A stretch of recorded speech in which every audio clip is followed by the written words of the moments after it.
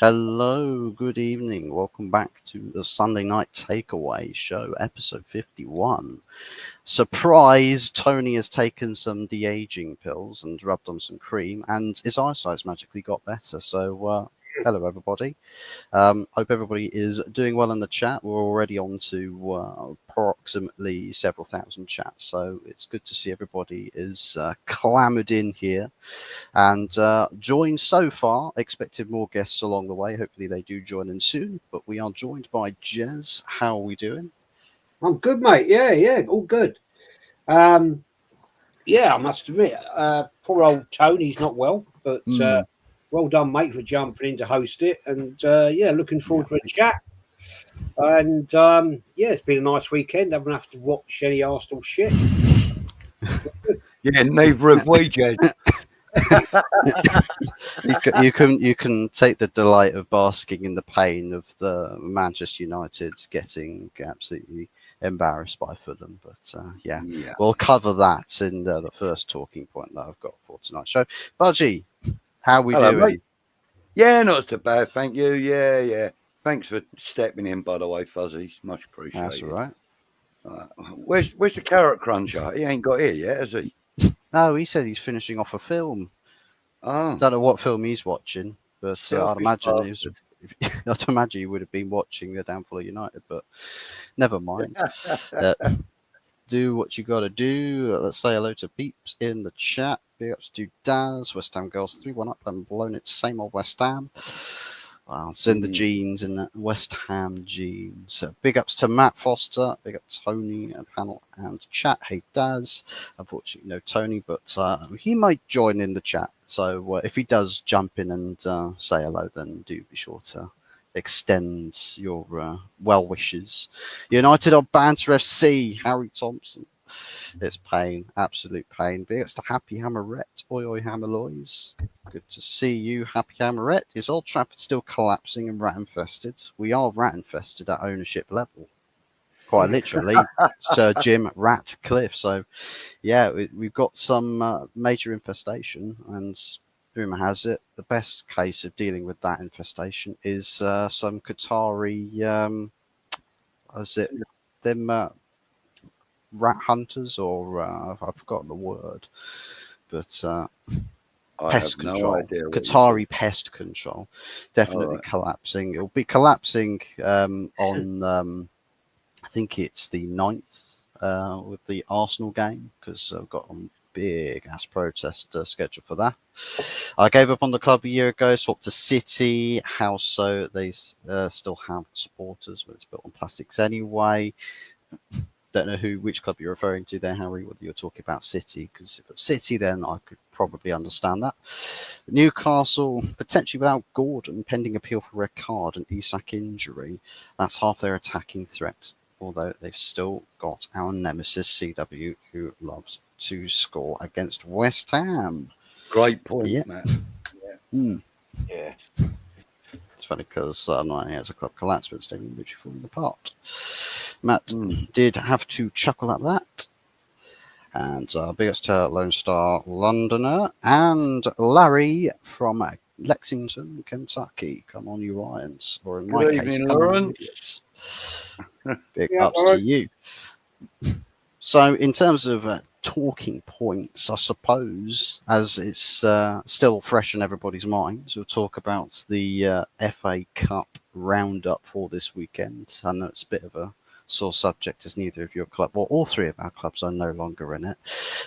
So it's not really necessarily our place, but as football fans, we talk about whatever we want to talk about in football. So I suppose we could start with who the new favourites to win the competition are. Is it City? Are we in the City camp with this one, or do we think there's somebody else to take that mantle? Well, I don't know. I mean, I think City are obviously got to be bookies' favourites and stuff, but do you know what? I've actually quite fancied Brighton to go ahead and get themselves into the final at the very least. I mean, they've taken this competition very, very seriously because they know that you know, at best, Brighton are a mid-table team. But in competition, anyone's beatable. You know, a lot of clubs have proved that recently, including them. You know, they've proven it to their betterment. You know, I think they could be a surprise actually, and you know, they're only 23 miles away from me, so I've got to have a little bit of a little bit of a bias. Yeah, you know.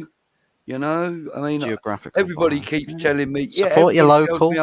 Support your local. Everybody tells me I should, but you know, why are you a West Ham fan? But you know, that is my team, and you know, but like, if West Ham aren't in the competition, but my local team are, why not favour them a little? You know, I'm not saying I'm going to support them. You know, I'm definitely not going to buy their cup-winning shirt. You know, no, you have to stick the background on whenever you come onto the live streams. Them hoistering the FA Cup.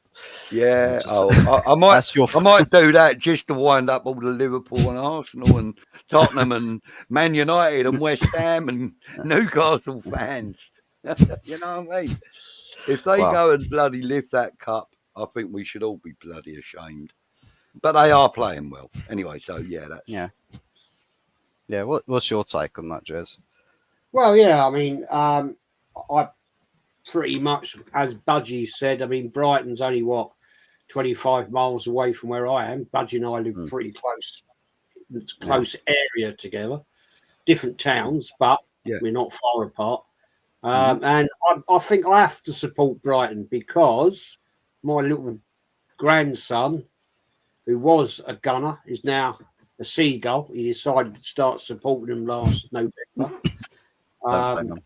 Little piss taker.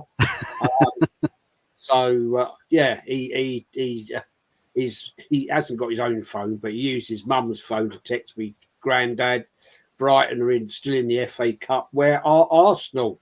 So what can you say? You know, and that's a 10-year-old. Thanks a lot. I don't know. I'll tell you what. Surprise of surprises could be Bournemouth.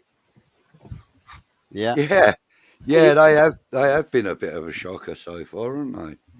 Yeah, they're doing well, you know. So, hey, you never know. It could be two Southern Coast teams end up in the final.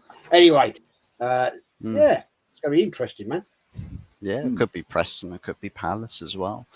But I'll tell you what. Imagine that Brighton Palace final. Yeah, is it M40? Is it the M40 final? M23 final. M23 final, yeah. Final, wow, yeah. Because like Croydon's only like 18 miles that way for me, but then Crystal Palace is a further 3 or 4 miles further on than Croydon. So Brighton are only just closer to me, you know. But imagine that, the M23 final. Makes a nice change to just having the repeat Manchester derbies, eh? 2 seasons running, and it was looking like if we'd ended up beating Fulham, that's a third Manchester derby final in the FA Cup running would be a bit boring for people. So I'd be down to seeing that game 100%. Yeah, I mean, let's not forget that City are still in it, you know. But we can only hope, can't we? You know. 100%. Yeah, I think they're sort of blowing a little hot and cold at the moment with Man City because they'll go one game where they'll get a result, they'll win, and you think, City are back. Next game they'll go and embarrass themselves, and then they'll come back next game and look like they're back on top. And it's a bit weird with Man City at the moment. Yeah. I love that comment there. Harry, you're probably right, my friend. You are probably right. Jeez, your grandson is smart. No point supporting the team. Brilliant. Yeah. Too true, my friend. Can't stand women's football, bores me to death. I'll possibly rather watch Moyes ball. That's saying something. And that's the weirdest thing, because Brighton's women's team play all their home games at Crawley Town, which is and it's across the road for you. 300 yards away. You know, weird, isn't it? Tony must be talking fast. Yeah. Does feel like it sometimes with supporting my club, but big up Arsenal Manic, good evening. Big up Fulham. Moi club. Moi club. All right, does it 6 points in 1 week? Life is good. Absolutely. Yeah. I mean, 2-0 over Leicester. Was that a convincing result for you for West Ham? Well, look, I thought the first half was very convincing. To be fair, yeah, the second half we could have done a lot better. We could have stretched that a little bit more, you know, by another 1 or 2, if we'd have been as positive as we were in the first half. We were a little bit less positive. We weren't negative by any stretch, but we were less positive. And I think that allowed Leicester to have quite a lot of the ball in the second half. But I thought we were dominant throughout the whole game, if I'm honest. But that's not difficult against Leicester right now. That's the caveat to that, isn't it? It's like you do as well as you do, but you think, but is the grade of the opposition that sort of level that you really that tests? I mean, you know, without any disrespect to Jez, our esteemed guest, I thought we were much better against Arsenal than we were Leicester, because we were playing a team with superstars in it, regardless of whether they were all on the pitch is irrelevant. But, you know, and I know you had some big misses on that game, but, you know, we're playing against the challenger for the Premier League title this season, or one of. No, look, you know, you're up there, mate. You know, you've been in second place. It's mathematically possible. Theoretically not, but I predicted it. You did, actually, I remember. But, you know, I mean, I just thought that our play was a lot better against Arsenal, although it was a less convincing scoreline. It was a much more convincing performance from the team, you know. And there was any number of players in West Ham that could have had player of the match in that game as well. In the game against Leicester, I think we're limited to 3 that we could have chosen as man of the match, really, to be fair. But the right man got it, so you know. Yeah, but I'm quite happy with the way things are going, moving forward. Baby steps. You know, you got to take baby steps when you got a brand new, you know, idea going into the club, which, by the way, has been struggling quite a lot of late. You know, with results and stuff, not just with the current manager or the previous manager, but with the manager before that. We've had 3 managers in, 7 months now, I think it is. 8 months, something like that. And even the run of games towards the end of Moyes' reign wasn't great. So, you know, it's nice to see that the players are buying into this new format. And they all, verbally, they all seem to be very happy about it. You know, I don't think I've heard any complaints, and I don't think anybody's put in a transfer request as such. So, you know, I think coming from my perspective with my club, it's sort of like I'd constantly have that sort of conversation, but stick yet on the end of it, like yet. Not talk about that yet, not because they even with Amaring when he came in, they were talking about top training session, really good. I love the attention to detail and everything, and you watch them shit the bed on the pitch, and you think, so what was all about talk all about? It almost makes you wonder about how long for does this new manager bounce before everyone sort of gets a bit lackadaisical, fall back into your own your old ways, because old habits die hard, especially with teams that. But that really does depend on that coach or manager, though, doesn't it? You know what I mean? Because like somebody that's really hands-on, like let's say, the great Sir Alex Ferguson, right? Someone like him, any player will thrive. If he's brought them to his club, clearly there's something about them he's liked, right? So he's hands-on with them and makes sure he gets 100% from every player he brings into the club. I believe, and this is only a belief at the moment, but I believe that Graham Potter is aiming for that kind of eventuality where every player he brings to the club is a player that he knows he can develop to be a club player. Do you know what I mean? And I believe that that's what his aim is. And, he's actually said, look, all this talk about can we go for Europe and can we win this cup or can we do this or can we finish here in the league? Let's establish ourselves as a team first and then we'll find out where we can go, And I like that, He's got a lot of time for the players that he's got. He's got a lot of time for the players that he's missing at the moment, and he's got a lot of time for the young boys. And I don't mean that in any in any bad way, Pause. No, I mean, okay, right. So I shall rephrase that. He's got a keen eye for a good player in the youth setup. That's what I should have said. And he's implementing them into the first team and around the first team. It's all good signs so far. However, the long term is yet to be, determined. But at the moment, I like what I'm seeing. Yeah, absolutely. And hearing. So far, so good. It looks like there's a Graham Potter revolution.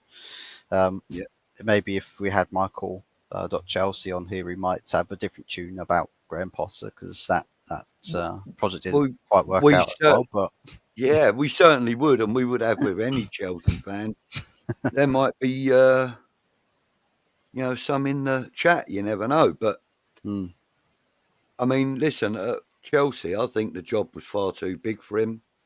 I think the board were far too hands-on, and he didn't really get a chance to be the man or the coach he needed to be. I think there was a lot of interference around him, noise interference and physical, like what was his name? The owner now, Todd Bowley, is it? Yeah, they're Todd Bowley and Clear Lake. Yeah, and Stanley and walking into the changing room 20 minutes before a game, saying that he wants to give the pre-games, but mate, get back up in your box before I put you in one permanently. You know what I mean? That would be my answer. Exactly that. And I think Graham Potter was unable to do that when he was at Chelsea. He doesn't have to do that at West Ham because the board ain't fucking got a clue and don't care what's going on in the changing room. All they care about is what's going on at the turnstiles and on the pitch. Yeah, 100%. Really... Good evening, James. Yes. Good evening. Good evening to you. How are we doing? All good, gentlemen. How are we all? Do you know what I mean? Witnessing West Ham win 2 games in a row is like an eclipse. You know what I mean? But I was wondering what that streak of red was trickling down from your nose there. I was like, he's running the high. Yeah, I know. But we won't talk about that. But it is what it is. But listen, I'm good. I'm good. I've seen some shit in regards of this week, in regards of boring football. With Potter, it's a bit of a tricky one for me. But we will discuss it if it needs to be discussed. So yes. Well, I would like to know what Jez thinks about Graham Potter's stint with West Ham thus far.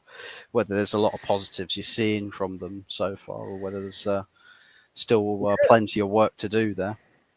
Well, he's schooled Arteta again, so you can't argue about that one. Yeah, I think you guys should be feeling very positive at the end of the day, because I see a comment or something today that the board are going to back him in the summer, which, yeah, I hope they do. You know, I don't have a problem with West Ham. I think they're a solid club. You've had some shit for the last 10 years, but you know, hey, you've won a European trophy, which Arsenal haven't done since God was a boy.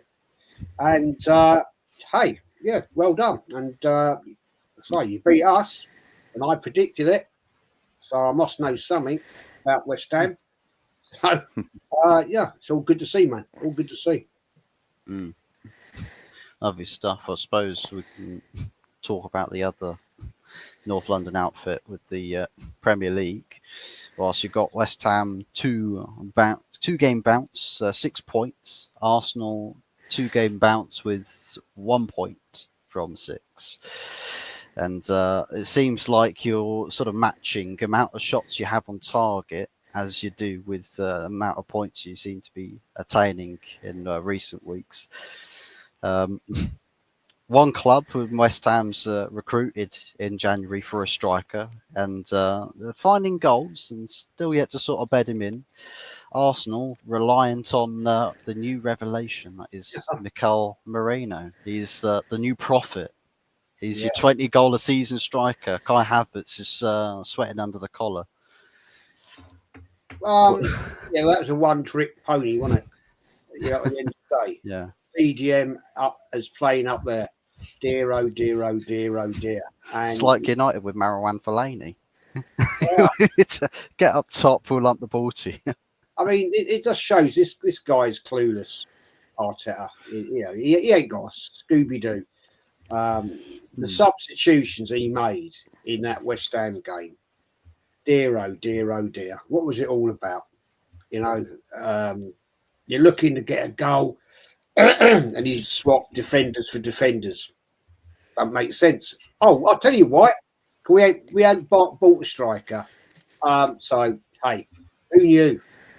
The guy's an idiot at the end of the day, and I still don't understand, guys, what some of these fans see in him. I don't get it. I really don't see it. Do you think, Jez, it's a case of they're worried about going backwards?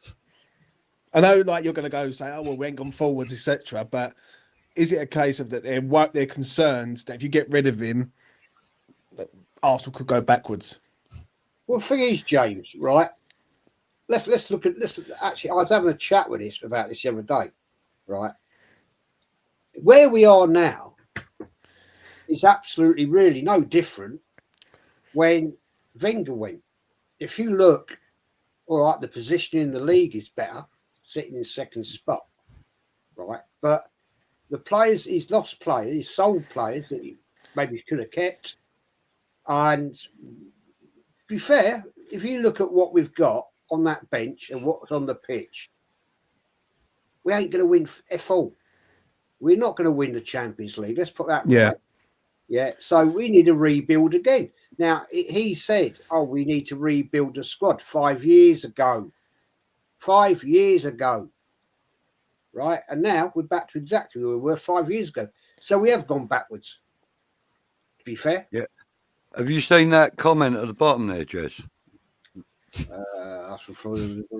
scored 3 hat-tricks. Yeah, you go. Yeah. You look at Florian Balogun, isn't that? Florian Balogun, yeah. Never gave him a chance. Put him out on loan, was ripping it up in France, and then we flogged him. Ceballos, doing brilliant. Playing really well. You know, I mean, what are we looking at here? Mind you, West Ham ain't no better when it comes to strikers, you know, as James will testify. You know, we had arguably one of the best strikers in the Champions League of recent years in our club, and never played him or didn't play to his strengths. Go and sell him. He goes to Ajax and becomes Champions League's top striker in the year or two that he left. Ridiculous. We can't handle a decent out-and-out striker. Yeah, I just think it's a lot. I just want to say is I just think there's a lot more damage that Arsenal have done to themselves to a point. Do you know what I'm saying? Like, I look at it from a neutral side because obviously I'm looking at West Ham more. But with Arsenal, I think the spend is wrong straight away. They're spending on players that have been to other clubs, and they're not bringing up and coming talent. They're bringing in players that are like Zinchenko and Jesus, who was at Man City. Yeah, they're not bringing no one in who's going to light it up in 2 years' time. Do you know what I mean? Even though Arsenal do need players for now, they definitely need a centre forward who's going to score the goals. Like Isak would be the ideal striker, but they need more than just Isak. Like, do you know what I'm saying? They need a bench. And they also need the mentality. I think. Listen, I'm going to say this. Yeah, I've heard a lot of Arsenal fans say about Arteta from both sides, from the in and outside. Yeah, but over the last 7 days of what I've heard from Mikel Arteta, I think it's fucking borderline scandalous. If I was an Arsenal fan, I'd want to throw him out the door. When he says on the Monday, I think in an interview, he says over my dead body that this Premier League's over, and then on the Tuesday or Wednesday when they play Forest, they end up drawing the game 0-0.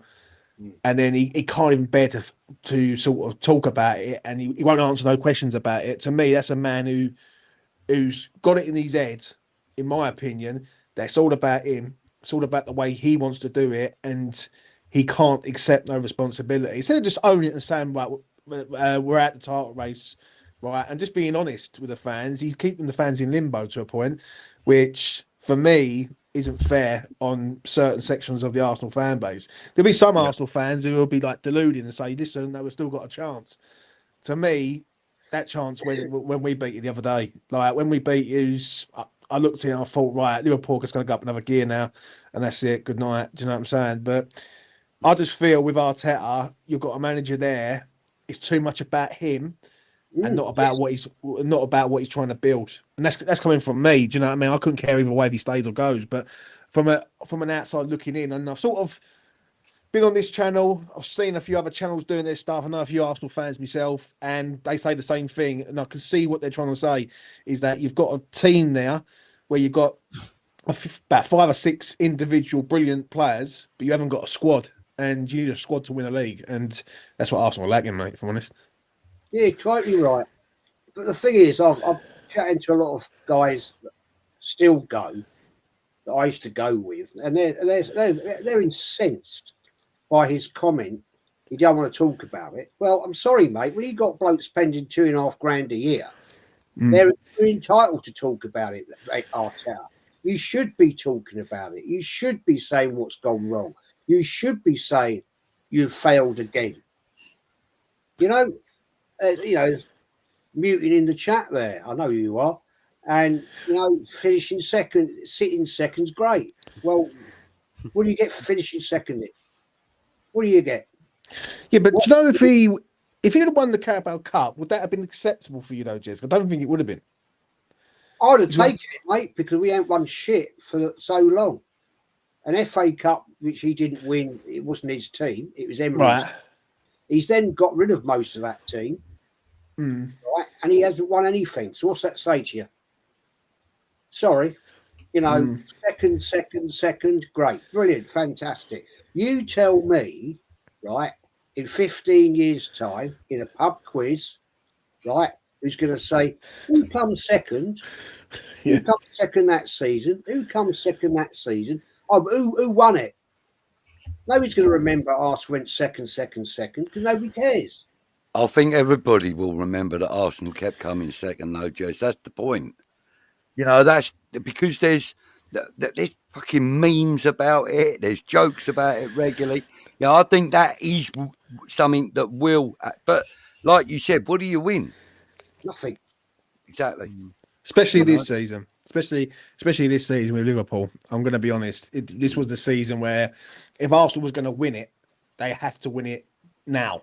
Like, do you know what I mean? Rather than any other time, because Man City are just not Man City. And I think Pep's preparing for next season. When you look at what he's bought, he's working them in now. He's going to see how the FA Cup goes. If he can nick an FA Cup this year, he can let this season go and go, right, I bought Mamouche in, I bought these other players in. I'm preparing for next season. I'm going to get rid of all the deadwood that I don't need. I'll reinvest in the summer, and then bang, we go again. And City won't be as bad as it was this season. If anything, City be more determined to come back and try and win it again next season. Do you know what I mean? And that's the problem with Arsenal at the minute, is that they've gone backwards.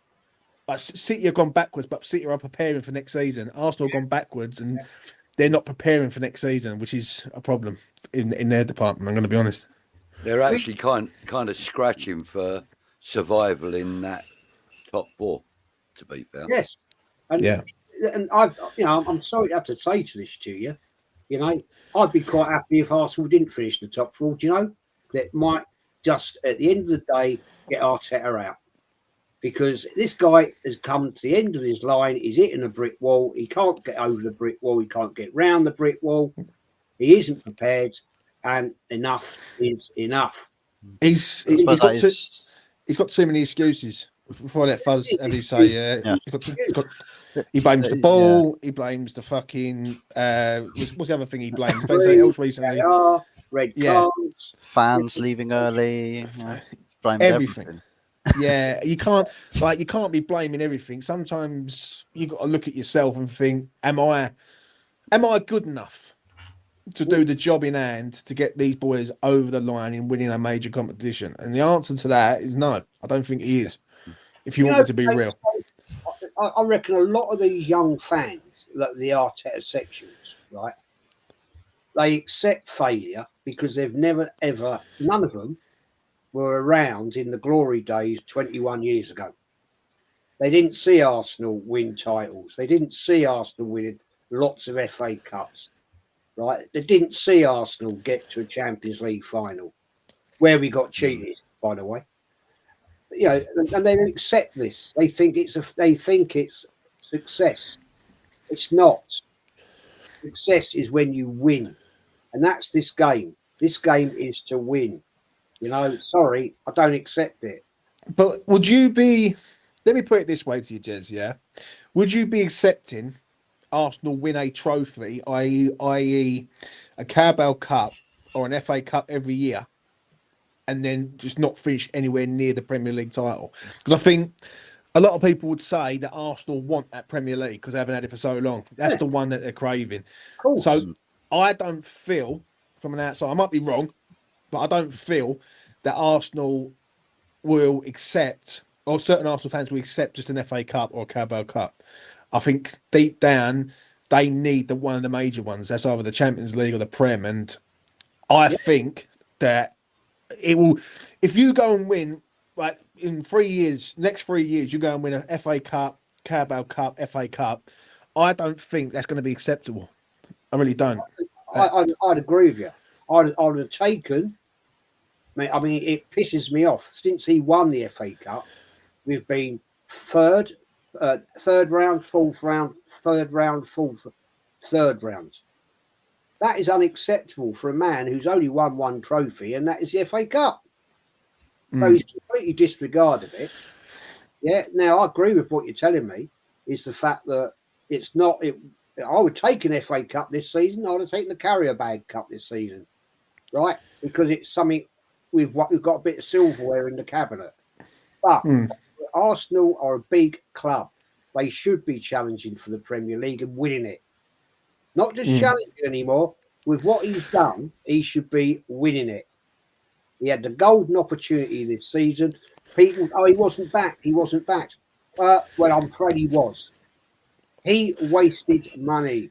He brought in Sterling. What a clown. The guy is done and dusted. He's crap. Right? The end of the day, he brought in the season before that Havertz, £65 million when he could have spent that 65 on somebody far better.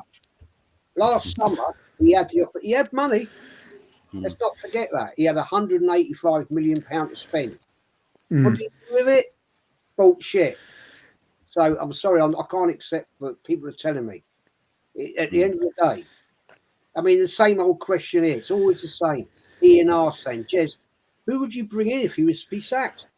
It's Argy. Somebody like that, a proven winner. You know?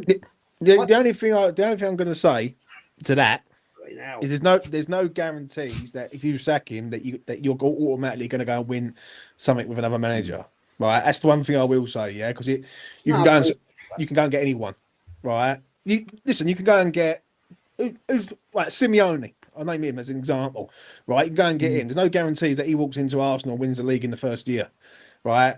Great. It didn't happen with Pep. When Pep arrived at City, he went out and bought 4 new fullbacks in the first year, and I think they finished 4th or 5th. And then after that, it just completely took over. I think when it comes to Arsenal, Jez, and I'm going to be honest, I think your board don't do you no favours either, because they will give him money, but they should have helped him out in the January window. They should have said to it, and unless he's turning around and saying no, yeah, which if he's saying no to a striker, then it's all on him. Yeah, but if the board is not helping him, then because I've seen it with West Ham, we've needed personnel in, and the board of going out, putting out fake bids. Like I used the one the other day that got mentioned from the Arsenal side of things, Ollie Watkins. You know full well that Villa have just sold John Durant. Yeah, they're not going to let go of Ollie Watkins in 50, 60 mil. So basically it's like a phantom bid basically coming in. Do you know what I'm saying? So you know. It was a piss take bid. Come on, we've done this before. We did it with Suarez. Yeah, 40 million plus a quid. Wenger's piss take. This board plays stupid games, right? I'm not saying it's 100% Arteta, but he didn't identify the fact when it was last summer. He completely turned his back on the fact we need a striker because the man is arrogant. He thinks he can do it his way. Right, and it's proven he can't. I wouldn't say the board are brilliant. I think they're a bunch of hang-ons because they're just there to get the lovely big dividends. Lord Harris, what does he bring to the club? He's been there for about 30 solid years, you know. So at the end of the day, I'll give you that one. But we're in the same position now we were when Arteta came. We're no better off. We finished 8th under Wenger, right? Then we brought in Emery, right? He ended up 5th. Then when he was getting sacked, he was 5th when he got the sack. Then in comes Arteta. Oh, we haven't finished 5th. Oh, well, we did actually. We went 8th. And then we've gone 2nd, second. It's not guaranteed we're going to get 2nd this season. Let's put it out there. Not guaranteed yet. No. Right? So at the end of the day, he has taken us to the same level we were when he came in. And he's spent £750 million. I'll say that the team that he inherited was more tailor-made to win trophies as well. I mean, they label it as a mess. A team that is built with a bit of trophy acumen to them. They know how to get something across the line. And in a situation where you're trying to challenge for a league title, you'd imagine that, pressing for Premier League glory as such, winning a couple of trophies along the way is a good way of really getting everybody on board and unified and going, yeah, this is 100%. So you would have thought that for Arteta, would have thought, I think maybe we should win a couple of cups here and there and actually look like a team that can get something across the line here. But he's only built it upon like a PR statement. It's like, this is a Premier League winning team, guys. Look at this. Look at this. It's not won it. It's not really looked like it's going to win it in a whole season long. But it's a winning team, guys. He's basically gaslighting the own fan base, ain't it? That's basically what he's doing. He's literally gaslighting the fan base to say this is what's going to be.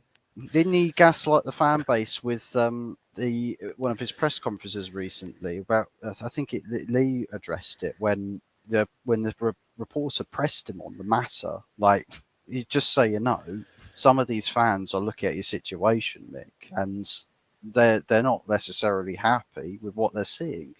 And he's just like, yeah, but the most of the fans are. And it's like, you're dismissing a whole chunk of the fan base that actually support this team to achieve great things. You're just like, those guys don't matter. The guys that matter are the ones that keep singing my name regardless of what happens or whatever the situation is. That's breeding a culture at a club that's set up and doomed for failure. And you don't really know where the bottom of the barrel is going to end up when you get into that ballpark, because it's like with Man United, situations just keep getting worse and worse and worse. You ask, well, where's the bottom of the barrel? It feels like Arteta's creating something where you don't really know where the bottom of the barrel is going to be. So I suppose we can ask a question in retrospect to what boards Arsenal have.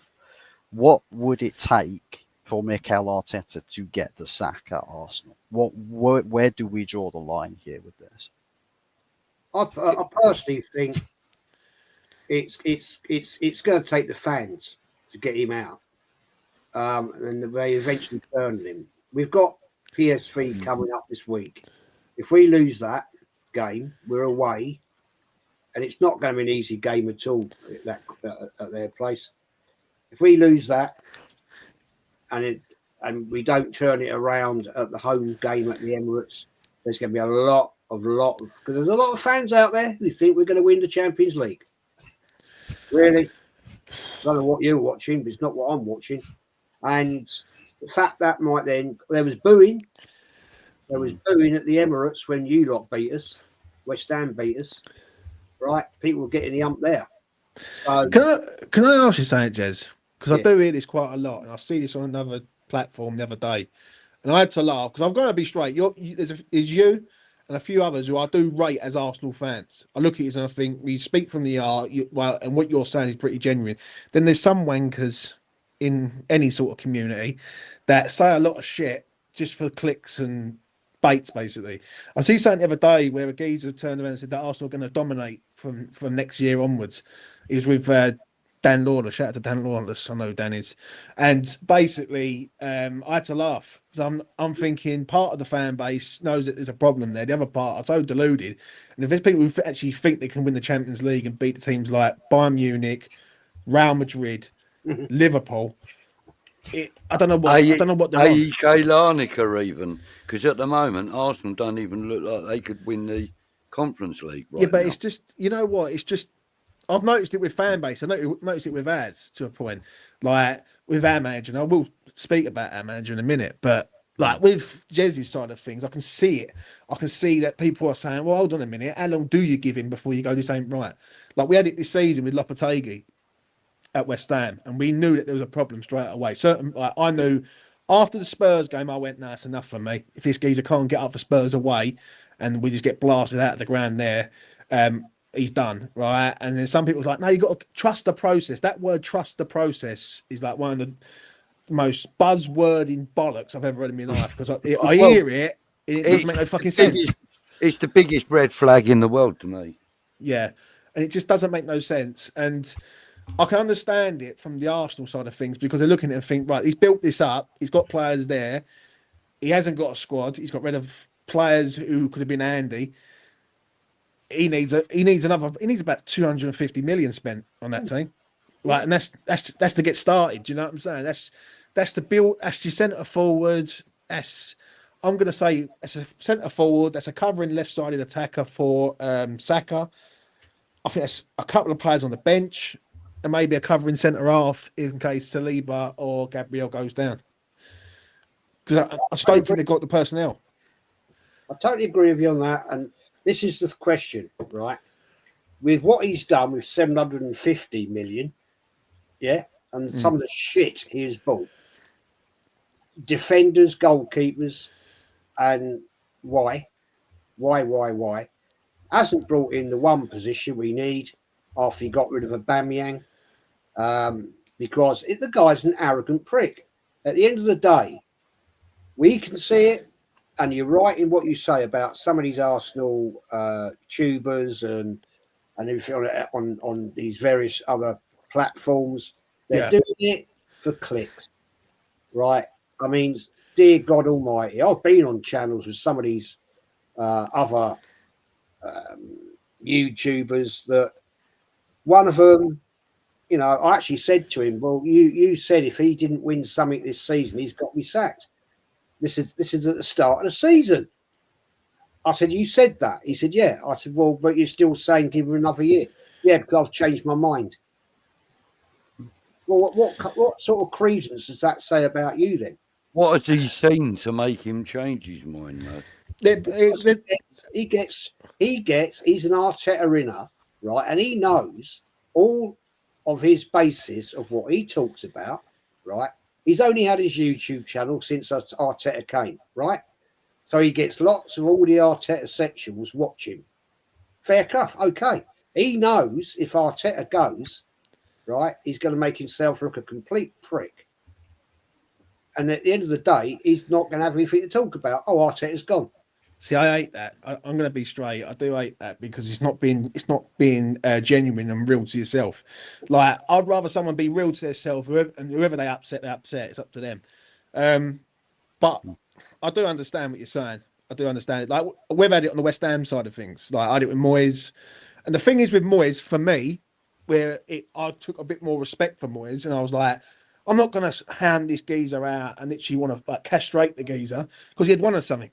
And when someone wins you something, you've got to show him a bit of respect. I can understand it from your side because Arteta hasn't won you fuck all. And you're looking at it and saying, well, come on then, you've got the money, you've got the players, why ain't you fucking winning something? So I do understand it. I do see similar sort of patterns when it comes to Moyes and Arteta from your fan base to ours. Like our fan base currently right now is very mixed on Potter. Some people think he's all right. I think he's okay. I think the style of play needs to be a bit better to a point. Like I understand setting up in a 5 at the back against Arsenal away because Arsenal are not going to be imposing, but Leicester City on the Thursday night when you're setting up 5 at the back, that doesn't really cut it for me. Like, do you know what I'm saying? It doesn't. Like I expect West Ham to go through Leicester, and with the players that we got, and we won the game, but it was bitty. It was pretty shit in the second half. I'm not going to lie, but that's an interesting topic of conversation. And like, I don't know about you, Buds. What do you reckon? Pretty much that, mate. You know, like I said earlier on in the show, that I thought we were better at Arsenal than we were against Leicester. I said I thought we played okay in the first half. We dominated the game in the first half, but it still weren't great football. And we were worse in the second half. So, yeah, but there is progress in what we've had in more recent past. You know, you can see that the team are a bit more cohesive and they're working more together. And some of the players are actually starting to play with smiles on their faces again, which is nice to see. So hopefully the style will. I mean, look, I saw comments in there about the football being a bit pragmatic. Yes, it is. Yes, it is. But you don't jump on a motorbike and go full throttle straight away, do you? No. Till you know what that motorbike's all about. So I'm just saying that I think Potter has to be a little bit pragmatic because he can't literally throw all his dice in straight away. Otherwise, he'll have nothing to fall back on. I don't know.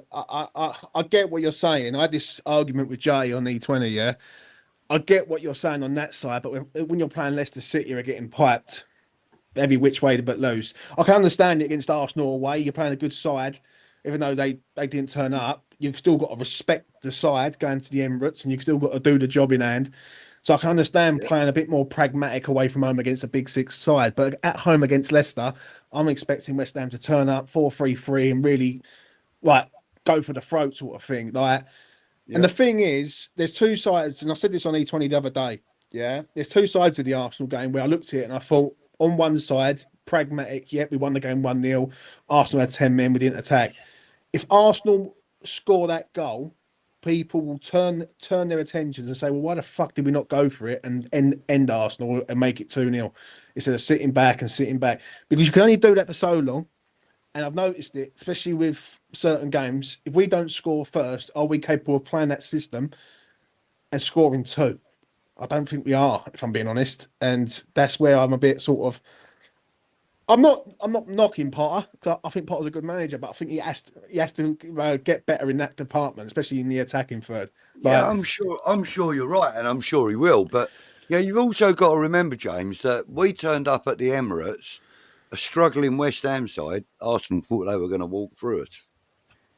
They didn't. No, not you personally. I'm talking about the playing staff, the coaching staff. They probably thought they were going to walk straight through us. And it didn't turn out that way. I said, do you know, I controversial, if you want to say it this way. I said after West Ham battered our midfield last season, if that had been me as manager, that for that game I'd have gone not 4-3-3, I'd have gone 4-4-2. Yeah. Strengthen our midfield. Our midfield, right? If they're not on it on the day, I thought Rice had a terrible game against you boys. I thought we had a good. I thought we had a good game for us. If I'm honest. Yeah, I did for you. Yeah. He had a West Ham shirt on that night, and it was awful. Our midfield was shocking. That is so right, Froggy. That is so right. Arteta for Arteta's sake. Yeah, good comment. Sorry, didn't mean to cut you off there, Jeff. No, it's all, mate. No, I mean, I said a week before, I can't remember what channel I was on. Somebody's channel, it's an Arsenal channel. I said, well, I'll do it against West Ham. I go 4-4-2. We need to strengthen that midfield because last year they ripped us apart and can't afford to do it again. And of course, we did it again. 4-3-3. And it's all right. You only scored one goal, but you could have scored more. And I'm sorry, this manager, if you want to call him that, right, never learns. He never learns. He's an arrogant man. Everything is his way. He doesn't look at what's going on around him. He can't make the substitutions because, hey, gentlemen, we haven't got the bench. I've seen it so many times when he'll be coming up to substitution time and he'll be looking at old AirPod Albert, right? And they're looking and he's looking at the bench and they're like, who am I going to bring on? Well, bring on the only thing I will say to that, right, I was just sitting here thinking what you were saying about style and everything.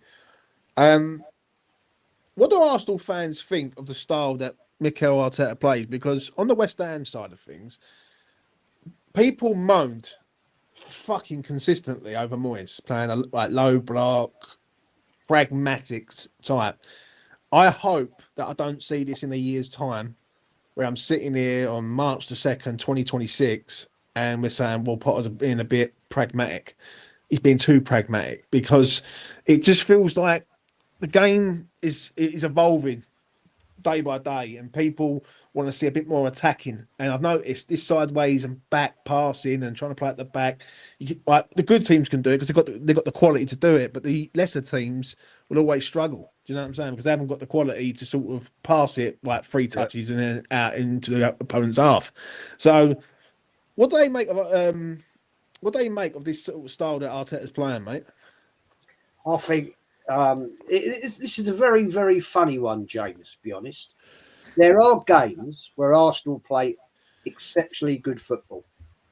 I mean, exceptionally good football. I have to bring it up when we came to your ground last season.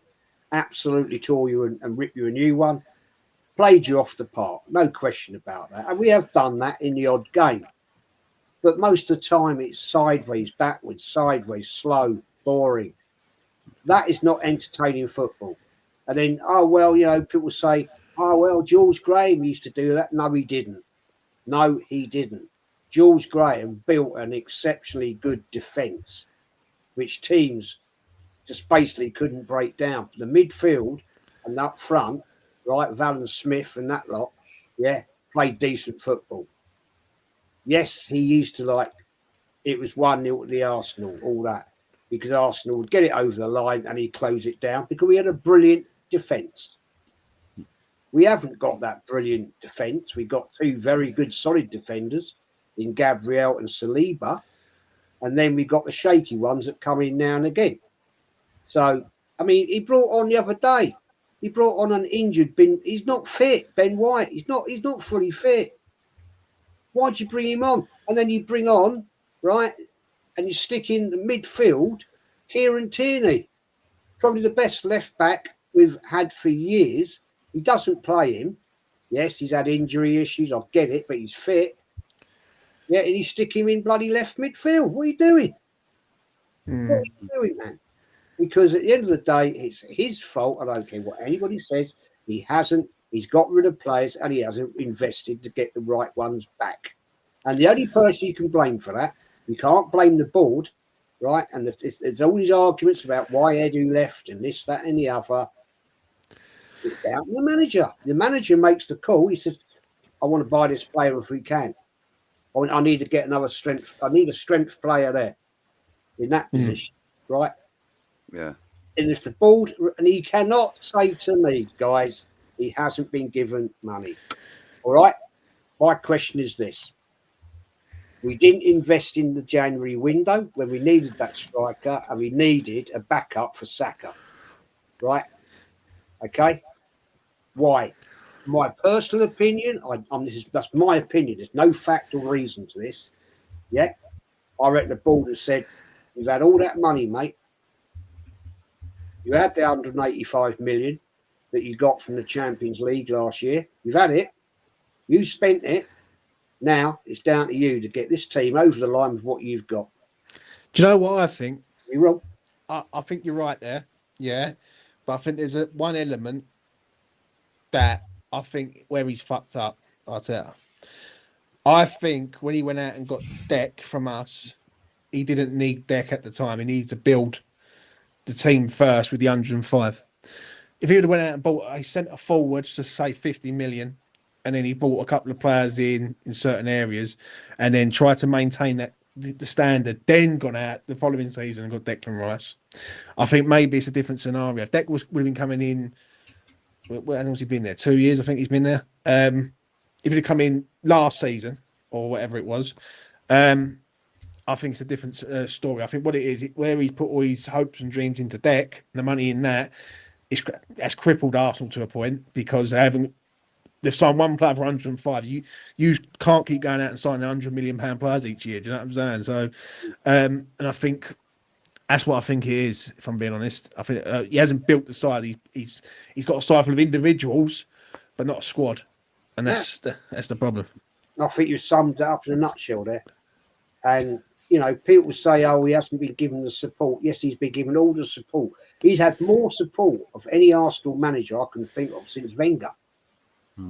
It's got a lot more political power in the club too. Yeah, I must admit. Oh, I hope Potter gets the support. Do you know what I'm saying? I don't think he's gonna get fucking none. We could have these sort of conversations about the manager stuff and the absolute anarchy that is at Manchester United job. But I'll quickly tend to the chat as well. Keep getting your comments in. I am starring some of your questions as well for us to answer as we go along. Just a quick notion here to Early Doors or Tony in the chat there. Good to see you in the chat there, Tony, and hope you are feeling better soon. And he put in the comment, VAR went the extra mile yesterday, took 8 minutes to make a decision, setting new record for a decision for VAR. Wow. Is that another black mark in the book for VAR? Yeah. I think yesterday's decision for me shows that referees are just the officiator on the pitch, and the game's really being ref by VAR. Yeah, I agree with you. Totally agree. And that's what like this. It's an obvious red card yesterday, and the geezer's 20 yards away, and he can't even give it as a red card. He actually has to go over to the monitor to get it clarified that it's a red, and that to me is saying to me that all they're in there to do is pick up the loose fouls, and any big decisions they're going to hand it over to VAR, which is terrible. That's why we've got poor refs. Like, I'm not being funny. a Sunday League ref would have got that bang on the money straight away, because they see that on a Sunday League all the time. So how can Michael Oliver is he the best ref in the Premier League? By standard, probably is, like as in stats, but he's the highest fucking bar shit. is set quite low. Yeah, exactly that. So I agree with you. I used to be a referee at, quite a decent level, not obviously the level these guys are at, but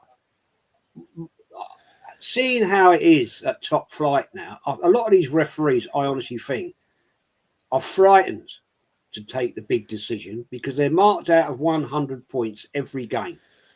If they go below 80, they have a review. Now, these guys, right, in the Premier League on 100 grand a year minimum, right? They don't want to lose that 100 grand a year, do they? They don't want to get demoted back down to the Championship, right, where it's less money.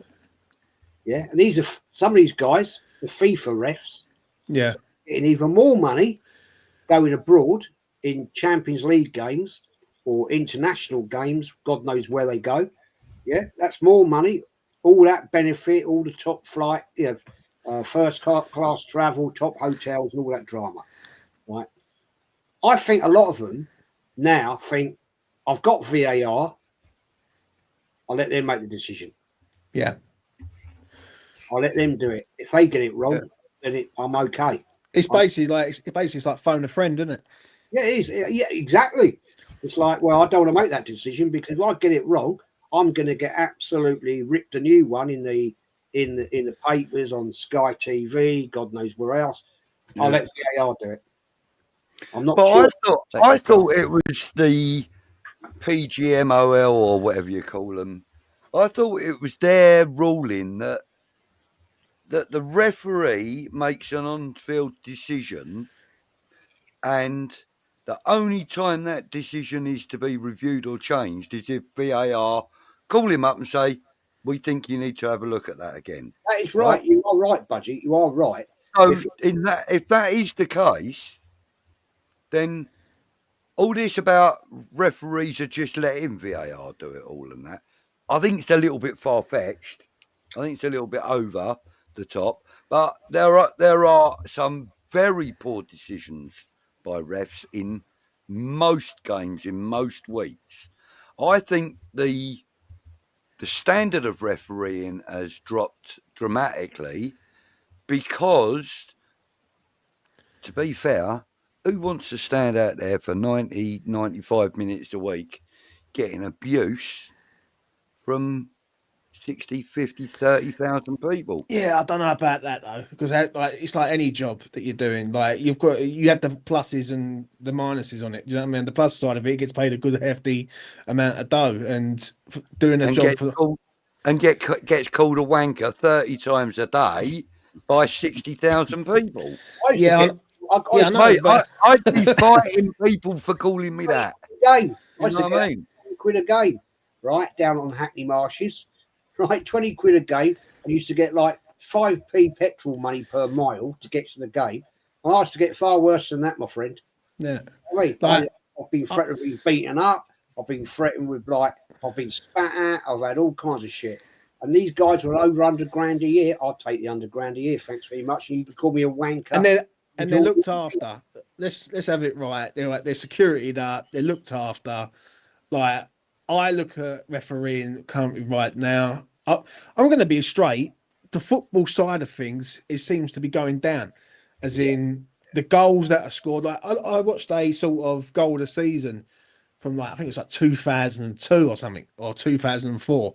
And some of the goals in there are blockbuster goals, like rockets from outside the box and overhead kicks and all that. You don't see hardly anything nowadays, like never of anything of any note that goes, wow, what a goal that is. You know what I mean? Maybe it's just technical, but to say about the refs, I do feel the refs are sort of, I don't want to say it, but blagging it to a point, because there's some decisions that they've got majorly wrong. I can see it from, like the other day, I think there was a red card decision. All right, Lewis Skelly, the other day, it's a blatant red card. He pulls out a yellow. It's as blatant as you can see it. You can see that Kudus is going to run through the goalkeeper's miles out. All Kudus has got to do is just chip the goalkeeper, and it's in the back of the net. He pulls out yellow card. It's the safe option. It's always the instead of just making the right call, they make the safe call, if that makes sense, and then get covered by a VAR, which I just, yeah, I'm not, I don't know about VAR because I think sometimes it works, sometimes it don't, and I think the balance just isn't fair. It is an interesting one, I think, right? And I think this is a nonsensical law in the game now, right? The lino, or referee's assistant, to give them the correct name, right? They don't give an offside until the ball is in the net or is out of play. Why? Why do that? That's another rule that I think is disgusting, because someone could get injured in doing that. Someone could go through and get tackled and get taken out. Like someone could pull an hamstring by running back and trying to recover the situation, and their hamstring goes. That rule irritates me. But I just think refs in general are just not. They're like robots. Like, you can't even say nothing to a ref without the ref putting out a yellow card and telling you to go away. And I'm going to say it. I think football's gone a bit woke, mate, which I think's a bit sad. If I'm being honest. Sorry. Yeah. It always used to be, right. There was a very when I was a referee, right, in my mid-20s, and we had an interview. I can't think of the bloke's name now. Top flight referee, and he came to our referees association, gave us a chat one evening, and he said, to all you young refs, this is the first bit of advice I'll ever give you. Call both captains into your changing room. Whereas, let's be honest, Hackney Marshes, you don't get very good changing rooms. Let's be fair, right? Yeah, and he'd say to the captains, this is your first and last warning. If you swear at me, or you swear at an opponent, or you swear at a match official on the touchline, this is your first yellow card. Next one's red straight away. That was it. And he said, you tell the captains that. They probably won't tell their players, but at least you give them the warning so they can't moan at you when you give them a straight red for calling you see you next Tuesday ref. You know? So, great bit of advice. The thing is, what we don't get nowadays, guys, right? Referees, you can lip read what players are saying, right? You can see lip read what they're saying to a referee. They don't adhere to that law anymore. And that's why players get away with murder. And I think the law about dissent and foul and abusive language nowadays is just a waste of time, to be honest, because, you see it every single Saturday. You'll see it if you watch it on TV, there'll be something that'll happen, and you'll see a play going, oh, for fuck's sake, ref, It's a bit like Jude Bellingham getting into trouble every week with like the Spanish officials. Swearing at them in a different language. He thinks, oh, they're not going to understand me, so I'll get away with it. But they keep giving him suspensions. Just a quick one here with Pepsi. Fuzzy getting a free pass tonight. Man United lose to Fulham, and all the attention was on Arsenal. Don't you worry, Pepsi. We'll discuss Man United in a moment because, things. I'd say Code Brown is hitting the fan in very, very many ways for Man United. So we'll come to that in very soon. There are the odds for your FA Cup champions, as if you're a betting man or woman or microwave. Those are your odds. So study them up. And I think Ipswich haven't played their game yet, have they? No. No, is that tomorrow? I forgot Villa. Yeah, Villa 2-0 over Cardiff. Maybe, Unai Emery, Cup team manager, did it with the Spanish teams. Let's see how good he is with the English teams. And another talking point from the FA Cup action this weekend, how bad Mateta's injury is. Apparently 25 stitches. Wow. What do you think? What do you think of the challenge? Because I've seen it, and he goes for the ball. He actually hits the ball, but he actually takes out Mateta also. He makes contact with the ball, and then obviously his momentum goes straight through Mateta. like Steve Parish the other day coming on saying it's one of the worst tackles ever. I remember seeing people having their legs broken in half near enough, and things like that. I think that's he's had a gash across the face. I understand it, but fuck me, it's going a bit over the top on that one. I will say that it's not the worst. That's not the worst tackle I've ever seen. Well, I think it's a bit crazy for the goalkeeper. Was it in the box as well? Outside. No, it's outside. It was because so that explain. So that would explain why he's sort of putting his foot up at head height to go challenge for it. But oh Jesus, he followed through. He got but let's be honest. You know, any boot to the head, you're going to get a red for that. Violent conduct. Do you think maybe? Do you think maybe there's a little bit of something in his head, like a blood rush to the head? It's like a part of me just wants to leave something on somebody on this Palace team, or do you think it was just it was Millwall. Come on. Well, yeah, Millwall do like to do things like this. They preferably bludgeon players week in, week out if they could have it their way. Or we haven't had back-to-back wins since March last year. You have to put an end to that before Champagne football comes along. I mean, that's crazy to think about. No back-to-back wins for West Ham since March last year. Crazy to think about. Big ups to Mama Flossie in the chat as well. The discussion should be about United, Newcastle and West Ham. We had a couple of discussions about West Ham. We can talk about the two United clubs. United in going out of the FA Cup. One with a bit more pride than the other. I think it's safe to say. Actually, all three of them are United. Well,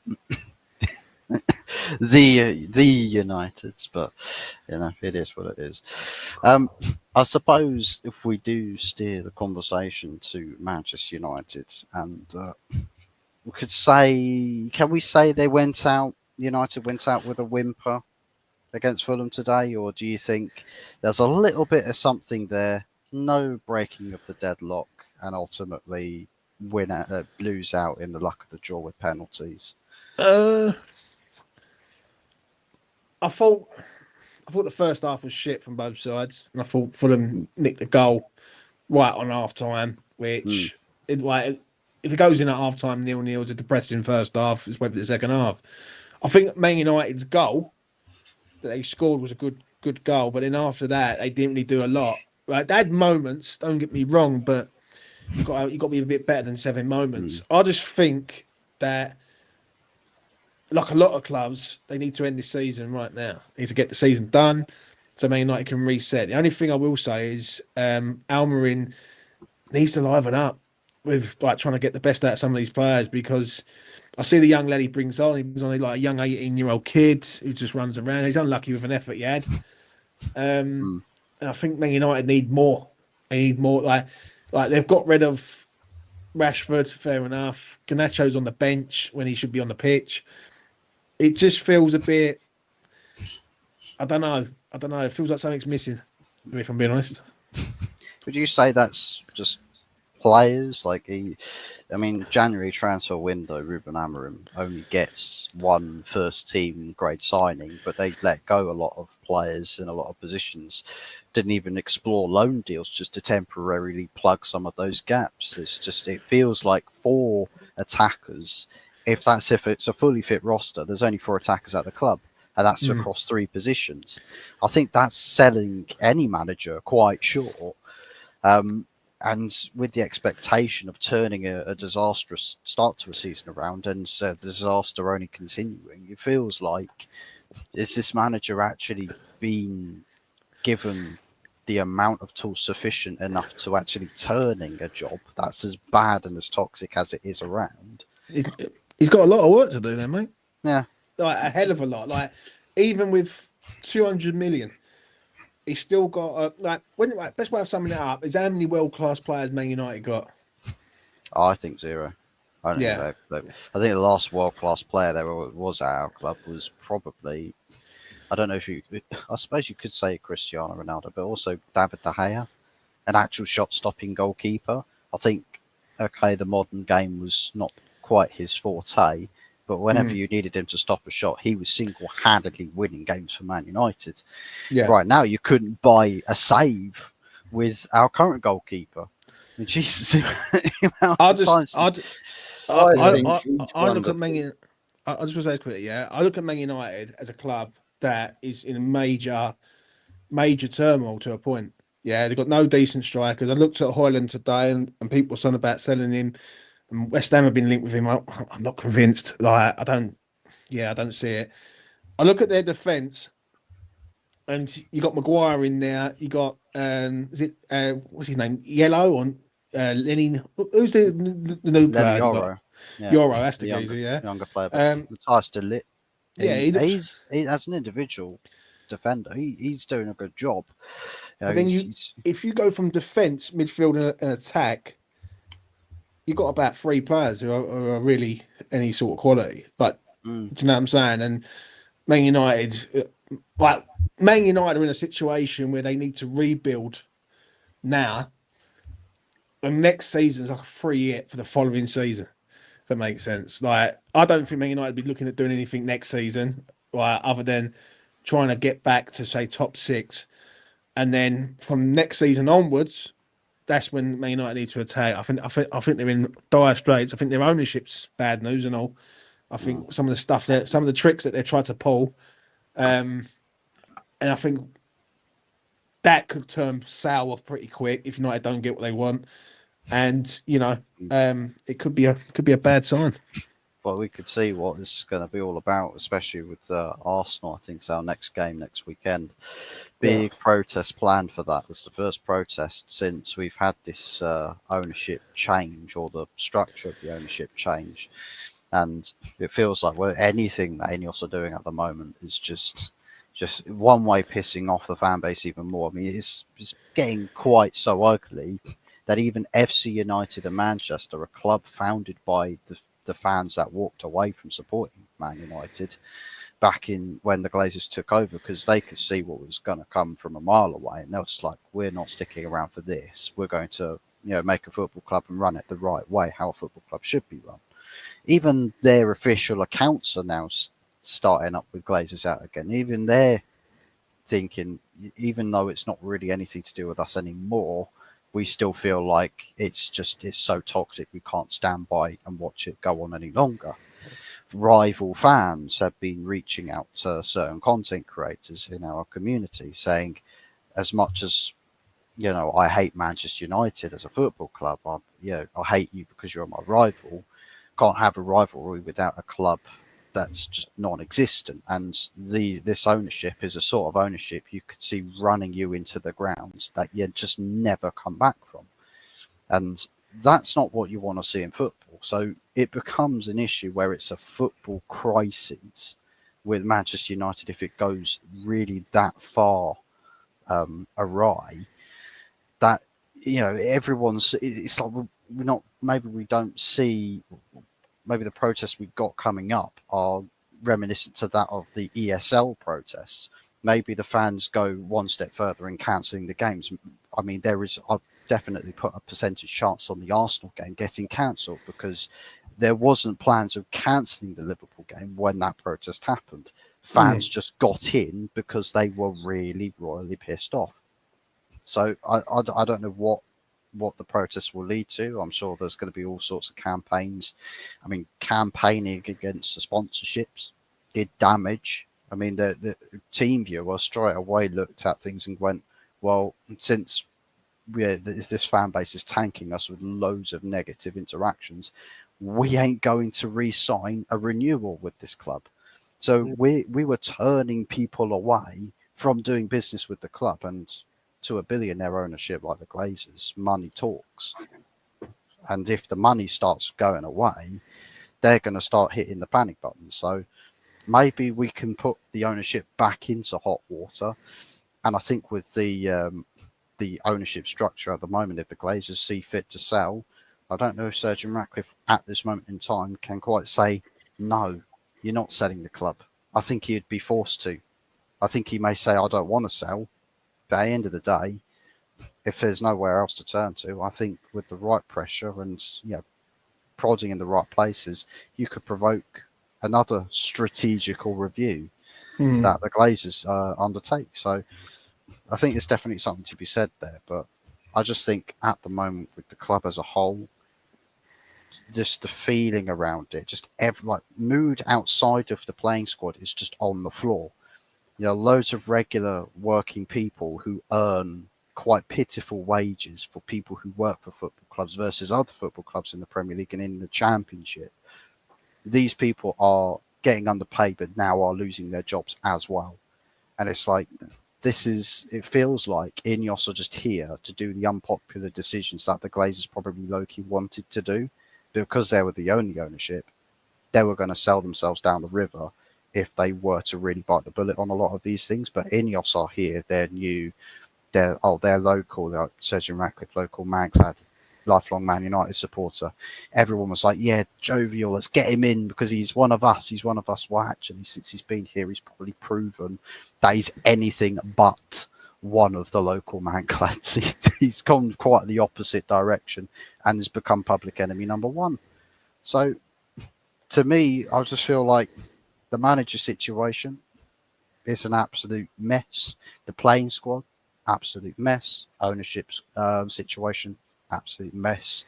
Hierarchy, absolute mess. I think right now they're just the messengers at this point, and the fan base and the rest of the working class across the club in absolute turmoil. So wrap that all into one word. If you guys say one word that describes all of that, what word would you use? Chaos. Do you know what I mean?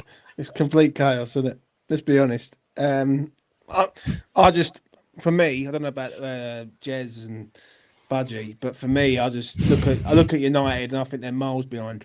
I think Villa overtake them, Newcastle overtake them, Chelsea, Arsenal, City, Liverpool. I'm going to say even Brighton to a point. Like Brighton are up there. Do you know what I mean? There's clubs who are better run with better sort of players coming into the club than what United have got, and I think this is going to set Man United back about 2 or 3 years. I think, as I said earlier, I think the first year he needs to have a transfer window, get his players in, but then you know what, it can all change next year. Like Slot's had a really good year at Liverpool, and we generally don't know how good Almin could be. I think he's going to be a really good manager for United, but I don't think it's going to last long if he can't get the best out of players that he's got there. Do you know what I'm saying? Do you guys? I'll ask both Jez and Budgie with this one. Do you think that the appointment of Ruben Amorim is, in retrospect to the situation, an uneducated appointment to make with the current predicament at the club? I think it was. Well, to be fair, I think Man United they're in a position now where they've tried and failed and tried and failed. What else can they do but keep trying? And I think that's the position that Man United are in until they get somebody that's actually savvy about the Premier League and football in general in charge at Man United. Then I think you're still going to have the same kind of problems. Because let's be honest, the board of Man United know less about football than most women do. So sorry, did I say that out loud? My apologies. Sorry, ladies, I didn't mean that. But you know what I'm saying. Like the American ownership have got a limited knowledge of what it actually means to run a football club in the UK. Let alone a competitive one. Yes. Totally agree. Exactly. Totally agree with that. Yeah. I mean, let's be honest. Budgie I remember the 74 team that got relegated, Man United, and they were a bad team. But they weren't great. This lot aren't far off it, to be fair. No, they're not actually, and yet you know, they've got these world-class players. Yeah, where are they? Yeah, I mean, like, I'm not being funny, but Bruno Fernandes, he's a decent player, but he ain't world-class. Garnacho, he ain't world-class. You know, like you said, you know, probably the last world-class player that Man United actually had was probably David De Gea. And he got worse towards the last 18 months he was with you. You know, he wasn't the keeper he was before that. You know, and you know, I've got to be honest with you. I think, you know, look, I grew up from the 1960s, during all the 70s and the early 80s and stuff. I grew up with Manchester United being this shining light in the sky. You know, everybody aspired to be this wonderful club. You know, and that everybody wants to kind of quieten down their associations with them these days, because it is a complete change of fortunes. And, you know, the change of fortune has come to the benefit of the other side of Manchester, unfortunately for you guys. You know, but it kind of happens in football periodically, doesn't it? You know, sometimes you will have the collapse of one of these big, you know, magnates in the game. The only thing I will say to that is that when I look at United, and I look at the teams that are above them, I look at, like, for instance, Aston Villa. Aston Villa were nowhere to be seen a few years ago, and all of a sudden now they're in the Champions League. And don't be surprised within 2 years if Unai Emery's there and they still keep funding it at Villa, they're going to be competing for the Prem. I can see that one coming, like, in the near future. Like, I think, like, they've got some good players. Gone about their business, James. Yeah. You know, they've done it the right way. They've brought decent players in. They believe in the manager, which Arsenal didn't do, by the way. Exactly. You know, they believe in their manager, and he's proven to be a damn good manager and coach, obviously. You know, the board have got all this money, and they're prepared to give it to them. But Unai Emery is the sort of guy that's going to go, actually, let me spend it carefully. Let me invest a little bit more there when I know I can get the best out of my youth players over here. And he's, you know, I think he's a very clever coach, and I think that's why the money powerful side of Aston Villa is being kept quiet, because he's a very clever man. He's doing his business very quietly, sensibly, going about it the right way, not making waves, not attracting the sharks. Do you know what I mean? And I think he's doing it that, and he's got decent players that are playing good football, and you know, they believe in his words, or in his methods, or his process, or whatever. Budgie, he's a proven winner. You know what I mean? Indeed. I mean, he got Arsenal to a Europa League Cup final, where Arsenal team that day was a disgrace. He left. Well, he got the bid. He got booted. He went back to another team. He won it again. Yeah. You know what I mean? I mean, but then again, the same was said about Lopetegui. You know, he won the Europa League with Sevilla. What was it, 3 times or something in a row? Something like that, yeah. The geezer couldn't even win a coin toss when he came to us. You know what I mean? The only thing I'm going to say with United is, I understand what people are saying, like, about the past and all that, but then you have got to look at it that the Premier League has become more close. I.e., if you look at if you say the top 3 are Liverpool, City, Arsenal currently right now, then there's teams below them. Man United are miles behind all of them to a point. Man United deserve to be where they are because they're that bad. You know what I'm saying? And I look at,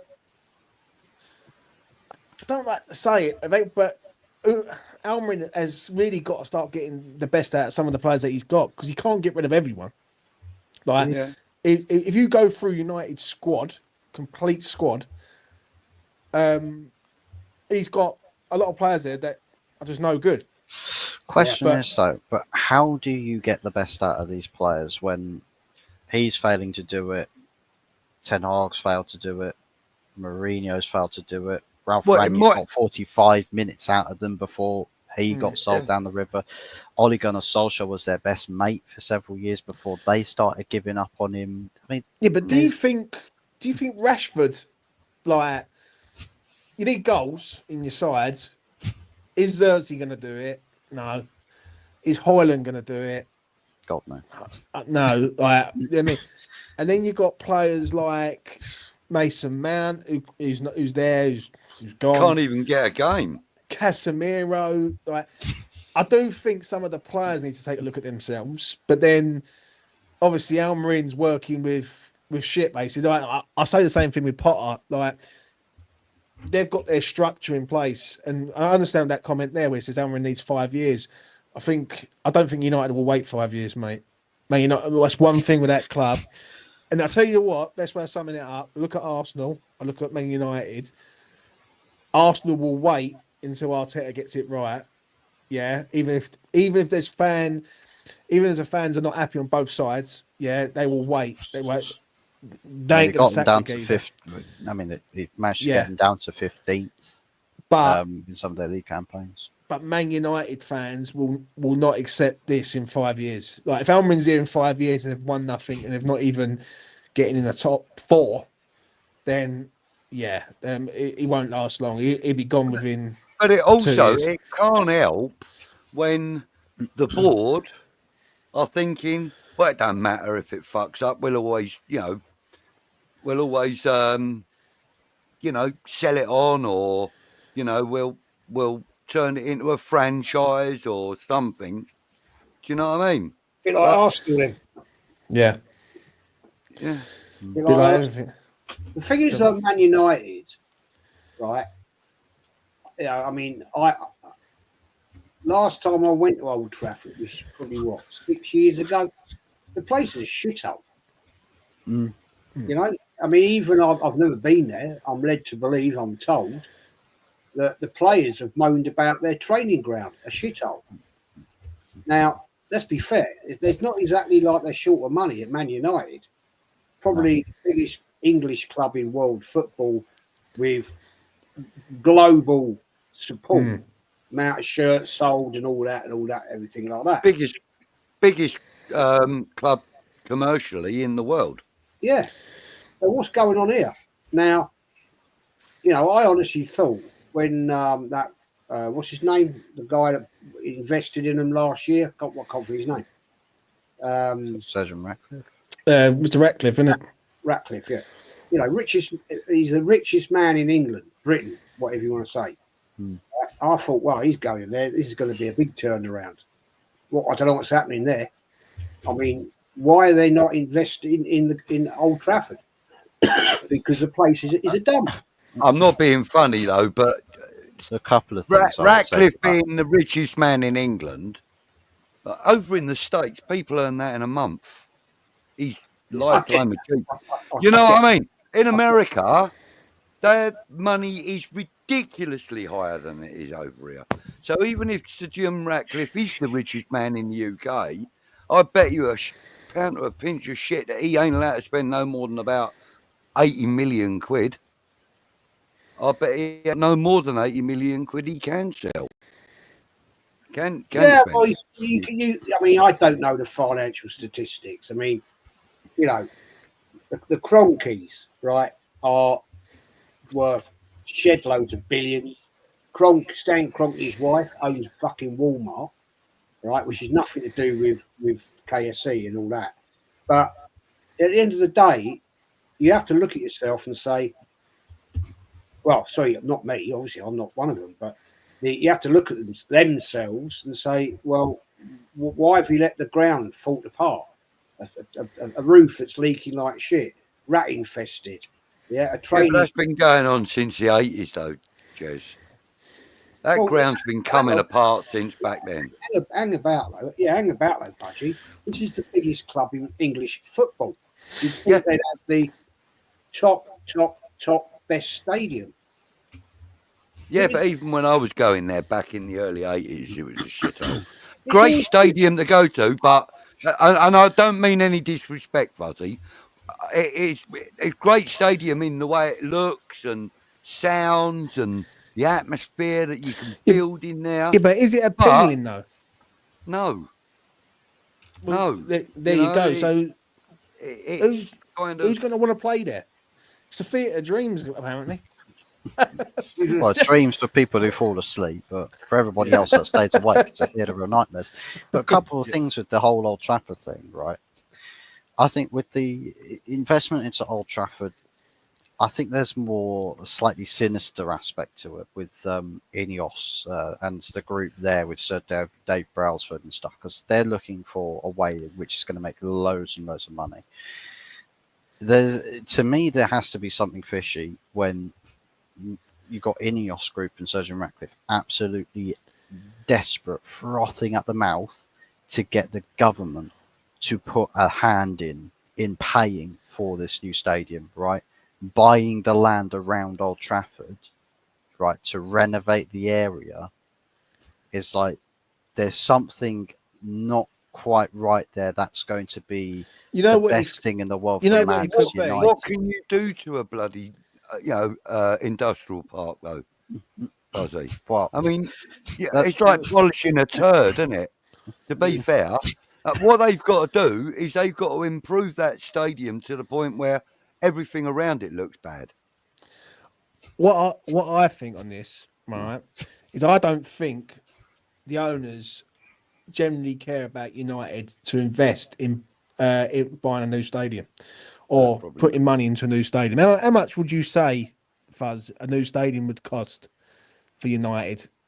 Like, how much you looking at? Got to be 1.2 billion. 2 billion upwards, definitely. I think for the project they'd want to build, it's going to be 2 billion upwards. Probably, and I don't think that the club, where it is currently right now on the football pitch, the revenue that it develops, even though it's one of the biggest franchises in world football, and it's one of the biggest clubs, I don't think them owners generally care. That's why they want help from the government, because they look at it and they think, well, I ain't going to be here in 10 years. I might be gone. I ain't going to put 2 billion into a ground where in 10 years time, I'm going to let it go. That's why I think they're going to bring the government in to say that. It wouldn't surprise me. It'd be the same thing as what happened at City with the Commonwealth Games. Something will come up where the Commonwealth Games will come up, and they will do it in Manchester, and they will build a stadium there for that. It just wouldn't surprise me. One of the things I'm sort of, so I've got a bad feeling about is that Manchester United with their new stadium end up doing what Tottenham do. So the Tottenham Hotspur Stadium does not belong to Tottenham Hotspur Football Club.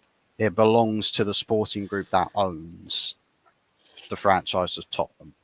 So that group, if they get rid of Tottenham and sell the football club off, they could rightfully turn around to Tottenham and say, we don't want you playing in our stadium anymore. Yeah. See ya. Bye. There you go. I don't want that. We're turning it into a concrete seat to that as well, isn't it? I don't want that to happen to Manchester United. I do not want Old Trafford or the home stadium of Manchester United to be owned by something that's not club owned. It's not a club property. That's the one thing that I'm sort of got a bad feeling about with this old new but the club's Old owned Trafford. The club's owned by multiple people now. That's why I think they're sort of trying to get the government involved with this as well, because I feel like they're with the whole buying of the properties around the area.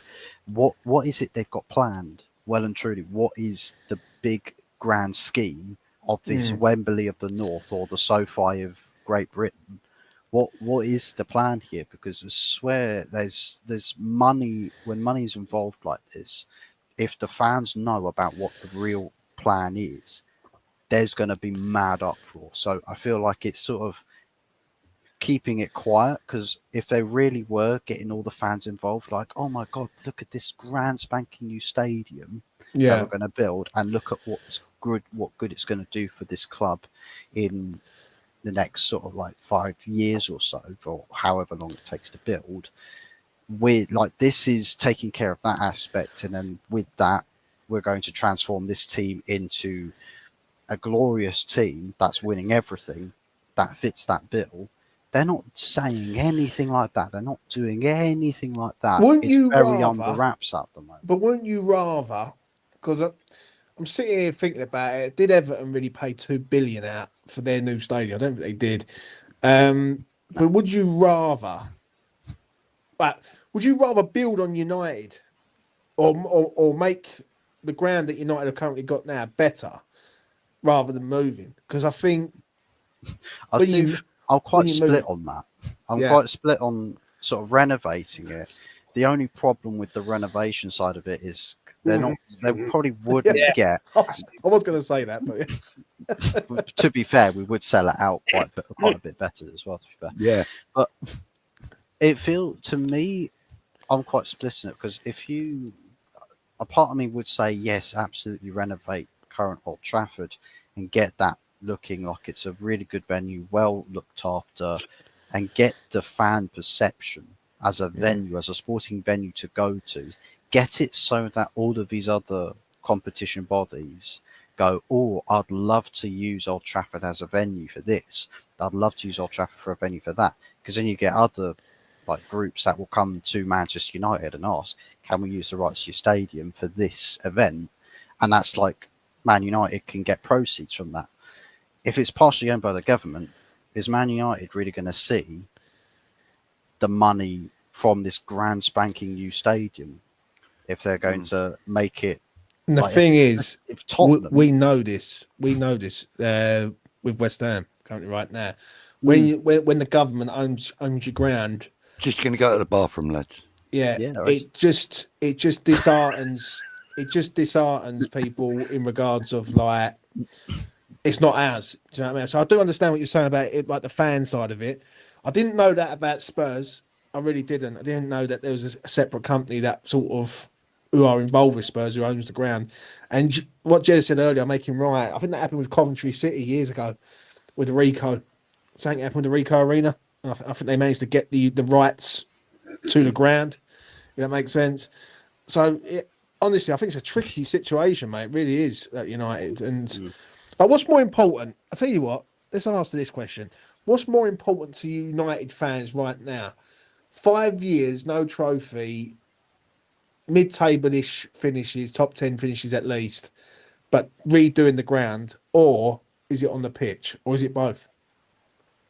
I think it's got to be both, to be honest, because there's I think, for example, let's say Qatari come in. The plan from Qatari was all of their money. They were putting the money where the mouth is, right? And Middle Eastern ownership, they, barring one or two stingy fuckers, they do take pride in being well represented. And if they've got some mean joke of a club like Man United, they're not going to have good standing. So we know for a fact that with Qatari ownership, they would definitely put way more money into this in trying to solve off-pitch issues as well as on-pitch issues. I think the club debt, for example, would have been wiped off the face of the earth. That still stands at about £700+ million, and we've been paying that £700+ million for about £1 billion's worth since the Glazers lorded the debt on, and that's crazy. We've spent £1 billion of money that's come out of the club's accounts that's not done anything. That's servicing debt interest payments. That's a crime in and of itself. That's £1 billion that Manchester United has earned from its competition that's been thrown out of the window for no reason. Let me ask this question, because Jez know this more, because obviously I know it from West Ham side. I don't know how Man United fans would feel about moving to a new ground. How did you feel, Jez, when Arsenal moved? Well, I won't. Okay, it's an interesting one. I mean, I was excited. I won't lie. I thought, okay, bigger grounds. We're going to attract all these world-class players. We're going to be competing with Real Madrid, Barcelona, Bayern Munich, all the big boys in Europe. It was a lie. Absolute lie. We were conned. We were sold down the river. And one of the people that sold that lie was Arsene Wenger. Right? If I look back at it now, I hate the place. I miss Highbury like you believe. The fact that I grew up right bloody opposite it, you know, I could throw a tennis ball against the bloody wall of the East Stand and it'd come back to me. But now I can't stand the place. I mean, I haven't been to the Emirates. I gave my season ticket up in 2016, and I think the last time I went there was just before lockdown. And I haven't been back since. And will I go back? Probably not. Can't be asked. But it's a very, very difficult thing when you see, like, it's like oh yeah, a big stadium, 100,000 seater in Manchester for Man United. Oh, that's gonna be fucking excellent. The problem is, you guys know it. You know it. When you had the Bullion Ground, the atmosphere was, I bet, I've never been to your new ground, so I can't comment. But when I used to go down to the Bullion Ground, yeah, it was an awesome atmosphere. It was a boiling kettle in there. No different how Selhurst Park still is to this day. And Highbury, I wouldn't say had the best of atmospheres, but it was our ground. I don't get that love. I've never got that love from the Emirates. The Emirates just looks like a carbon copy to Benfica's stadium. It does, yeah. Exactly the same seating layout. Yeah, and yet they want to spend money, guys, this summer in making it to 85,000 seater. Yeah. Why? I'll tell you for why. Right? So you can get more tourist fans in there each week. That's why. That's where I think the game's dead to a point. I do hear that quite a lot. And for me, with the London Stadium, if it was obviously it's hard to speak for every West Ham fan, but the vast majority of people that I speak to, they don't like the ground. They just don't like it. They find it's an effort to get motivated to go there. Whereas at Upton Park, you didn't even have to ask any questions. You're always up for going there. Do you know what I'm saying? And I look at Everton's ground, which looks like it's going to be a really nice ground for them. Do you know what I mean? Right on the seafront, and you know, it's the sort of ground that you can be proud of. When I look at our ground, it's the worst ground in the Premier League that no one likes, and it shows, and that's the reason why the fan base get up in arms about it. Do you know what I'm saying? And funny enough, you saying about 85,000, it lead me on to something in regards to the concessions, because it's good that West Ham have frozen their concessions with a few other clubs, and it's just a money making pit now. I think we knew this a few years ago with the Super League. When the Super League started happening a few years ago, fans come out in protest. Everyone said, no, we ain't doing this. You're not ruining our sort of structure. And I just think now that they know they're treating the Premier League like the Super League, basically. Biggest grounds, most revenue. And I'm going to be honest, I think the Netflix of football, which is coming, it will be with us within the next 5 years, and you're going to start seeing the demise of football, if I'm being honest. I really do. Yeah. Franchising all the clubs, all the games and everything, I say as well with West Ham's ground, for example, like I think certain grounds you always get the feeling like, oh, this is definitely home when you're walking towards the ground and the visual that it has. West Ham's Bowling Ground had a fucking castle built outside the main of the grandstand. You're like, that you know for a fact is West Ham, because there's no other stadium with that sort of look to it from the outside. Highbury had a unique look to it from the outside looking in. And in fairness, with that comment that you just made about walking up to Upton Park and you see a fucking castle at the front, Yeah. You know, we felt like kings in that castle. We felt like kings, us, the common guys, you know, the ones that paid our money to walk through the turnstiles. We felt like fucking kings in that place because we felt unbeatable, even though we lost lots of games there. We still felt unbeatable, you know, like it was like that was our home. It was like we were defending that because it was our historical home. Now we've not got that connection anymore. Yeah, it basically that was our castle, and we're going to defend it by any means necessary. Like, like the old saying goes, like when you come to the castle, and you're gonna have a good time about it. Do you know what I'm saying? And I just feel that the way football's going, it's going into a franchise which is it's here. It's here now. I do, as I said just a minute ago about the franchise football and the sort of Netflix of football. I think that's coming, and I think I said it the other day on E20 to Jay. I turned around and said that give it 5 years, there's going to be people that will pay a package at home to have the whole season ticket of home games at Arsenal, Man United, West Ham for £300 a year, £400 a year. But then going to the ground, it's going to cost you about £2,000. And where people are getting prized out, they're going to go for the cheaper option, and then which allows more revenue for clubs and tourist fans to come over and basically buy tickets, because a tourist fan from Southeast Asia or America or Australia will pay that money, whereas a geezer who lives in Plaistow won't be able to afford it. Do you know what I'm saying? And it's just not sustainable. It's just not sustainable. Well, I could say about that comment there from Freshfielder about them selling the Stratford Bowl for £1. £1. It doesn't matter, does it? No. It doesn't matter who owns it, really, because it ain't West Ham that bought it. Well, basically, we've got no legal rights to it. We can't change. Well, we can't bring the seats closer.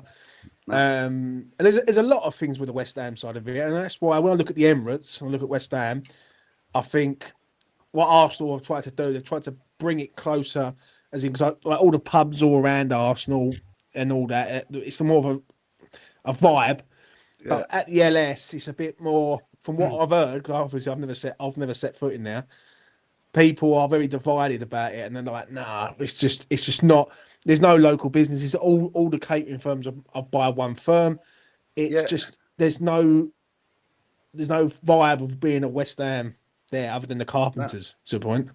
Yeah, exactly that, James. Exactly that. And you know, like I remember, you used to walk up the street and you'd hear that fella, I can't remember his name now, shouting out like for the OLAS, the OLAS magazines and all that, you know, and like you used to get people like you still get the scarf and hats and all that, like sellers all the way round the stadium and that. But the thing is, they're kept away from the stadium. They're all on the lead to the stadium. You know, once you get to that, what I call the moat, which is that canal, you know, then that's it. There are no, you know, you can't go and buy a half and half unless you go to the club shop. Yeah. You know? I suppose that's the reasoning for it, because the club shop's there. But, you know, I just think that the East End atmosphere has gone from West Ham United, and it's now become a London club. It's on the badge, everything. Yeah. And it's not an East End thing anymore. And that's kind of taken a massive chunk away from West Ham's identity. The thing is, Budgie, you know, I mean, when you were at Upton Park and all that, right? You had a club shop there, yeah.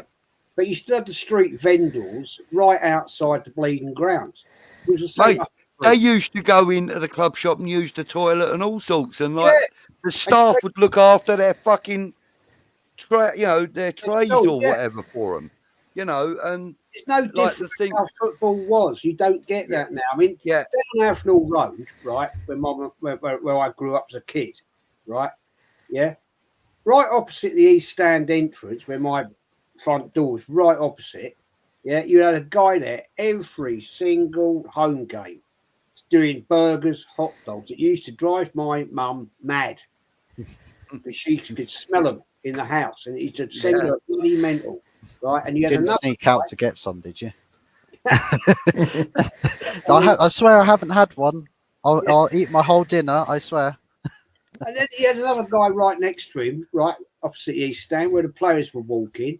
Yeah, he'd be selling scarves, all kinds of stuff, pin badges, and all that. Yeah. And they're all the way up, all the way down Gillespie Road, all down outside the clock end, all of that. Yeah. When you go to the Emirates now, no different to what you've just said. You go on the concourse around the Emirates, you don't see any hot dog sellers, any burger sellers, you don't see any people selling scarves or anything like that. Because if they try it, they're kicked off by Arsenal security. You have to walk over Edwards Bridge, right, towards Finsbury Park, and then you'll see like somebody selling burgers, hot dogs, and some guy selling the Arsenal shit. Yeah. Because around the outside of the London Stadium, there are, you know, you can get an hot dog or you can get a burger or whatever, but yeah, you're paying 12 fucking quid for it. yeah, exactly. You know what I mean? That's a fucking insult, isn't it? That's Isn't bad. it? You know, Yeah. like they do these foot-long burgers and, you know, foot-long hot dogs and this and that. Like they're £9.50 or £8.50 or something ridiculous like that. You know, and it's disgraceful. Do you know what do you know what I think is happening? Now I have an American on E20. Budgie knows who it is. He's called Lucas. Yeah. And he's been telling me this for a long time, that he feels that the NFL is starting to become like the Premier League to a point, as in it's such a franchise thing, and it's very much money based. Everything's money. Like no, like Jez could be going to Arsenal since 1967, but no one cares if Bob from Alabama, who supports Arsenal 2 years, like it doesn't matter about loyalty. It's all about a tick list or a checklist to say, right, that ticket's sold. And what we're seeing is basically that it feels like everything is very franchise based. Like with the London on the badge, that irritates a lot of West Ham fans to a point because it's East London, it ain't London. Yeah. And like London's a big place. Like, because when you say London, you could be looking at South London, you could be looking at South East London, right, which is a certain team's area, or you could be looking at West London. Do you know what I mean? Or North London. Like, I think London sort of takes the piss out of us to a point, but it all goes back to the London Stadium. Nevertheless, I do feel that the sort of Premier League now is starting to become like the NFL, where they're mixing fans in home ends, which is not right. If you ever watch an NFL game or if you're ever into that, you can sort of see it in there. Yeah, if you didn't watch the game, just watch the crowd. They're all mixed. It's more of an event than it is a tribalism game. Like when we're playing Arsenal at any time, we don't want to lose to Arsenal, West Ham, and Arsenal don't want to lose to us, especially. It's football's very tribalism in the UK. Yeah, and it's very sort of like you have rivalry and you have love for some clubs, you have hatred for some clubs, and that's how it balances itself out. Yeah. In America, it's very, very rare.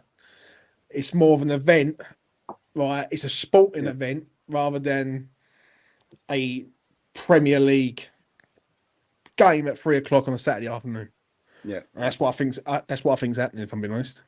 Yeah, and also in that as well, James, that you know, you got to remember that there are a number of American-based owners now in the Premier League, and they've been calling for games to be played out there, like league games to be played out there or out in the Arab Emirates or wherever. Yeah, I think that's completely wrong because I agree. The teams aren't represented from those countries, so why would we need to play a league game in those countries? I could understand if, I don't know, LA Galaxy were part of the Premier League, then yeah, of course, every team would have to go and play one game at LA. Of course they would. You know? And then LA would have to play 38 games in England. Well, that's the worrying concept you're saying there, Budgie. But that won't happen because they're not going to make the American club play 38 games in this country, are they? No, they're not going to make them travel 38 times. I mean, Yeah, but- okay, they might have to if it was only the one club representative of that country. But what I'm saying is that it's wrong for anybody associated with the Premier League to agree to play games outside of this country. We shouldn't even have been playing FA Cup finals in Wales, in my opinion. True. The only reason that I accepted that was because Swansea and Cardiff are part of our Football League system. Yeah. And that's why I accepted playing at the Millennium Stadium, you know? I think it's a necessity, wasn't it? But it was for a time. But at the end of the day, look, they've made a football stadium out of an athletics arena for us to be called, as our home. Well, that could have been done a lot earlier while it was not being used, and Tottenham could have used that. Or we could have used. Sorry, not Tottenham. The FA could have used that for, the finals. We weren't there at the time. We were still at Upton Park. It would have had nothing to do with us. But it could have been done, Jez, is what I'm saying. It could have been done. I totally agree with you, mate. I totally agree with you. But James came up with a very good point. Very good point. And I have this, Ken and I have this debate with Lee Gunner all the time about rivals, right? Lee don't get it. Arsenal, Tottenham, Arsenal. Now, he said they're not our rivals. They don't win nothing. I said, well, it's not. It's more than that. It's tribal. Yeah. Tribal. It's the fact. It's Arsenal, Tottenham, Arsenal, right? We're only like a mile and a half down the road from each other. It's tribal, but you only get that if you are from the area. Yeah, otherwise it means nothing to you. Lee, fair play to him, loves Arsenal to death, but he was born in Milton Keynes. Yeah. Right? And he supports Arsenal because of his surname. Fair, I get it. Mm-hmm. Unless you are from round West Ham, people don't get the fact West Ham, Millwall, West Ham. Yeah. Because it's tribal. In a sporting sense, they're not rivals to us. No, it's tribal. But in a tribal sense, they are. Yeah. But then history comes into play here. Like if you look at it does with that. Right. Yeah. If you look at Manchester United, would you say Man City are their rivals, or would you say Liverpool are? Like I think, like when I look at us, and it has changed with the Millwall side of things, because if you was to ask an old school fan, someone who's in their 50s, 60s, 70s, who do you class as your main rival, they would say Millwall every day. I would say Millwall. Yeah, I look at Spurs as it's like the brother that you just want to clump. Or the comedy rival. Yeah, do you know what I mean? We kind of adopted them as our rival because we're not playing Millwall often enough. And the thing is, I look at the young our banter out. Yeah, I look at the younger fan base, say of the last 25 years. Yeah, they look at Spurs. Right, I don't like to lose to Spurs as a West Ham fan. I can't stand Spurs. Yeah, so that to me says a lot. Yeah, but Millwall's the one where you just don't want to lose to them. Yeah, and I think with Spurs there's rivalry, but with Millwall there's hate. There's genuine hate there. Like West Ham fans and Millwall fans just hate each other, right? I think the closest way to explain that to somebody that doesn't know, right? Just watch the movie Gangs of New York, and then you'll understand. Yeah.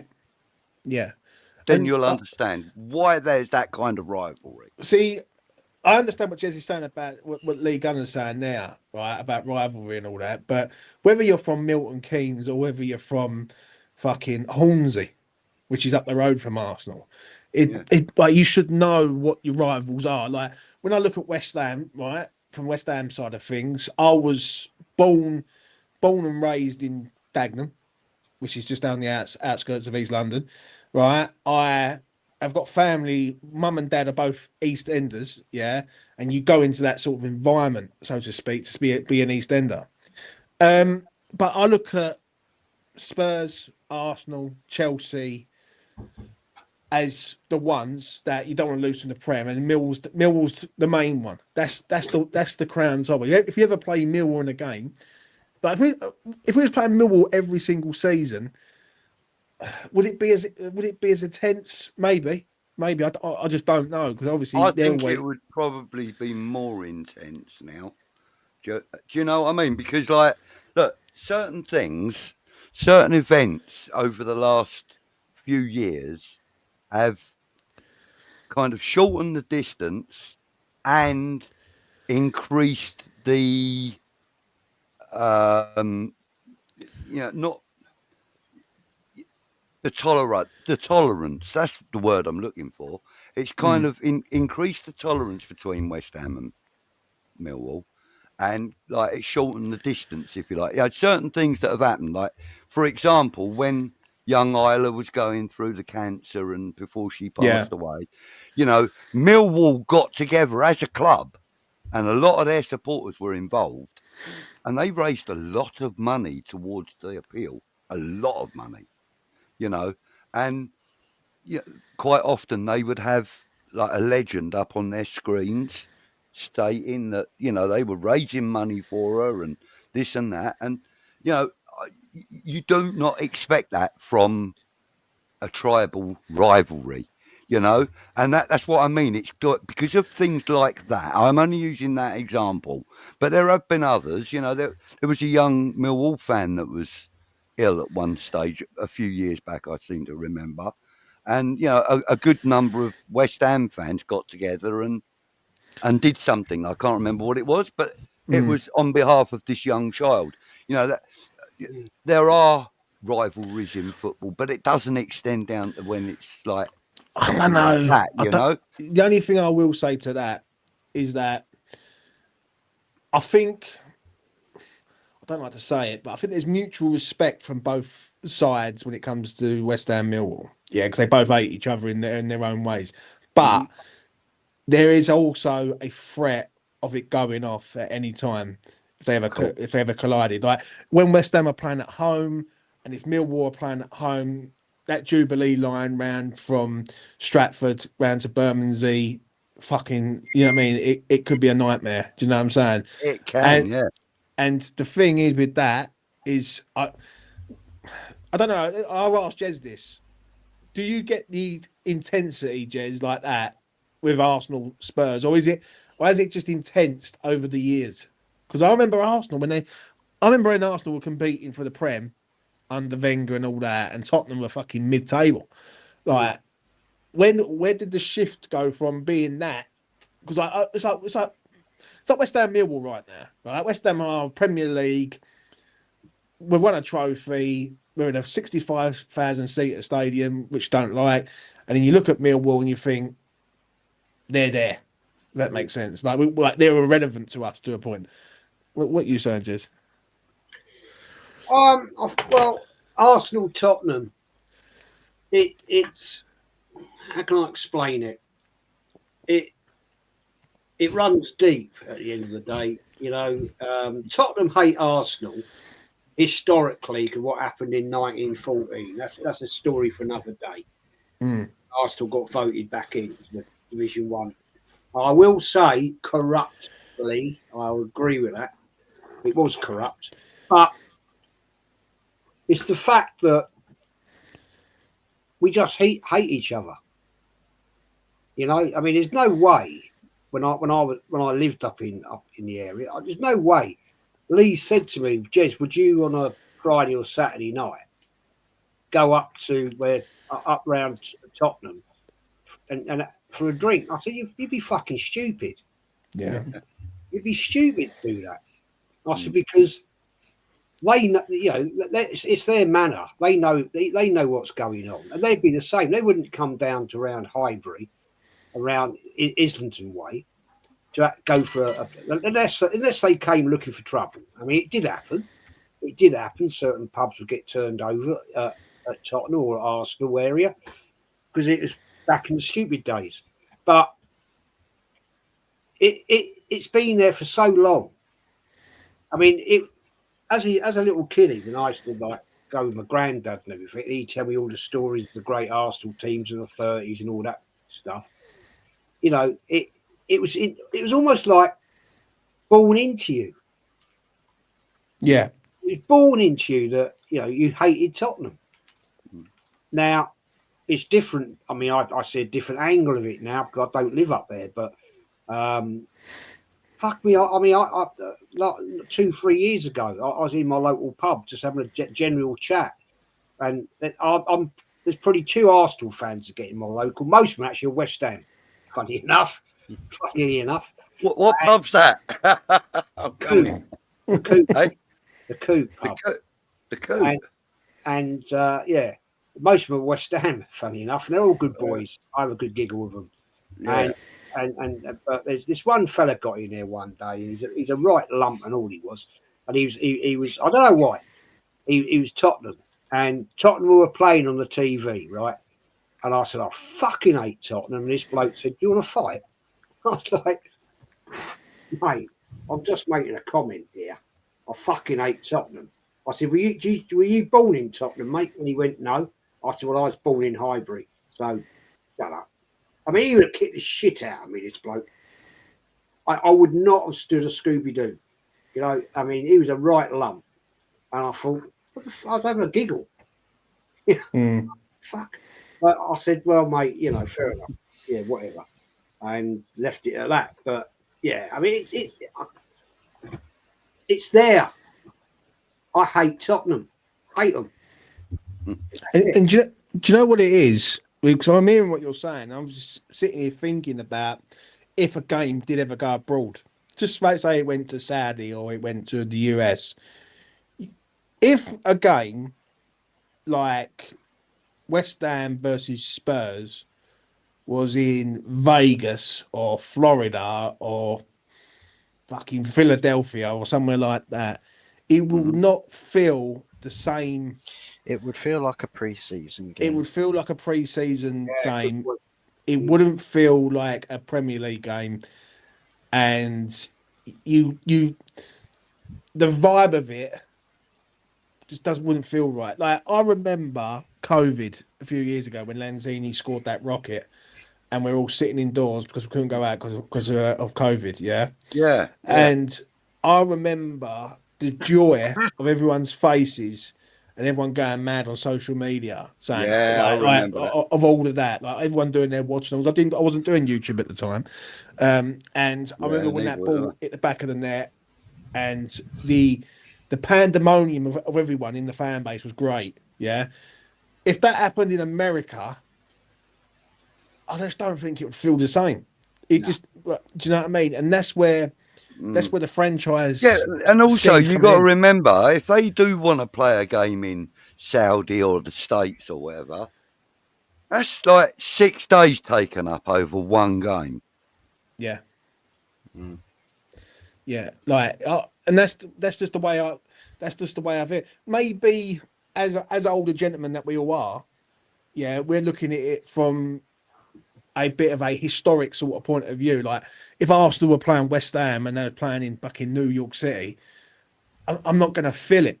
Do you know what I'm saying? Like, when Arsenal are playing, like, and the thing is... Yeah, but the players certainly bloody would. That's what I'm saying. It'd take them, like, a couple of days. They got to go out there a couple of days before the game so that they can train, etc., and get sort of like the jet lag over and done with. And then they've got to play the game. And then they've got to come back, and then they've got to get over the jet lag and this and that again. So that's what I'm saying. They've lost 6 days over one fucking game. Exactly. You know, and I can't see that that's viable to the league. I can't. And like, only benefit Arsenal Arsenal. in the chat. One where they're training every week. Yeah. Yeah. But people in the chat are saying, and you said it, James, as well, and Jez, that it's coming. You It know, is coming, this. mate. But how is it going to come unless they have fortnightly games, or Now, what it'll be, or they expect you to have two different teams? One for your UK game. What I reckon it'll be is they will pinpoint a era, and they will pinpoint a game in the calendar where it falls on that date, and then the next game will be either a 2-week break, an international break, or something like that. It'll fall on that narrative. Yeah. Where I don't think it'll be over Christmas because the games are too thick and fast. It just couldn't happen. You couldn't do it. Right, they're not going to do it at the start of the season. They're going to do it in a way that maybe even an FA Cup, like just like when teams have been knocked out the FA Cup, and say for instance you get like you get the semi-final weekend, but then you have the odd games like 2, 3, 4 games where the Premier League's still playing. It wouldn't surprise me if they've done that. The only difference with the whole situation is who the fuck is going to go out to America and watch Ipswich Town versus Southampton? But they're not the games that they want to draw out there. Actually, to be fair, James, not they really. want to draw out the Man City, Chelsea's, and the Arsenal, Liverpool's, and maybe West Ham, because we've got a big following out there and stuff like that.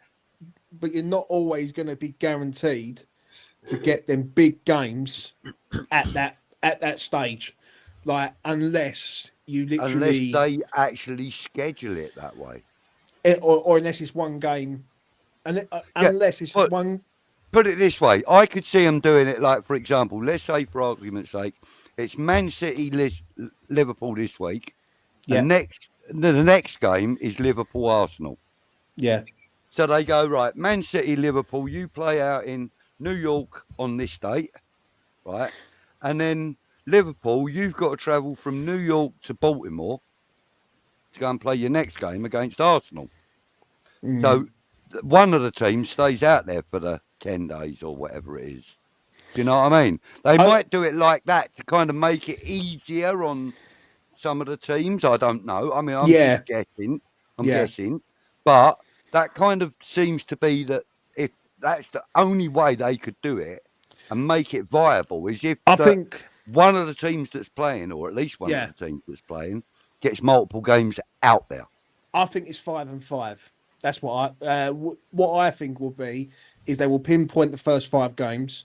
They will have two or three blockbuster games, like say Villa versus City or Arsenal versus Chelsea or someone like that. Yeah, they would have them sort of pinpoint games. Yeah, and then they will have a few dead games, maybe one dead game in each section.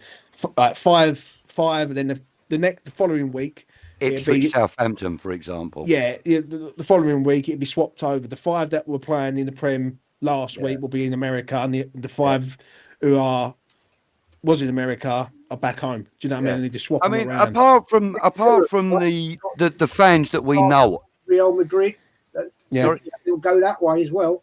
You end up those big games, Bayern Munich, or it infiltrating itself into the Champions League. You get. I think the Champions League's coming. I can see the Champions League doing it because it does actually benefit a lot of the teams because they get American coverage, and we know that America has got one of the biggest sporting TV audiences in the world, right? So, I could see Champions League games doing it, and I would have no problem with that, to be fair. Even though the Champions League is a European competition, I would have no problem with a couple of games or a few games being played out there. What I'm saying is that the league games, it's the club ownership that are pushing for this kind of thing to happen. And so therefore they're going to want to play their league games there and possibly domestic cups. Well, I think it's dangerous. I think it's dangerous. See, this is what I'm saying. It's starting to get into dangerous ground.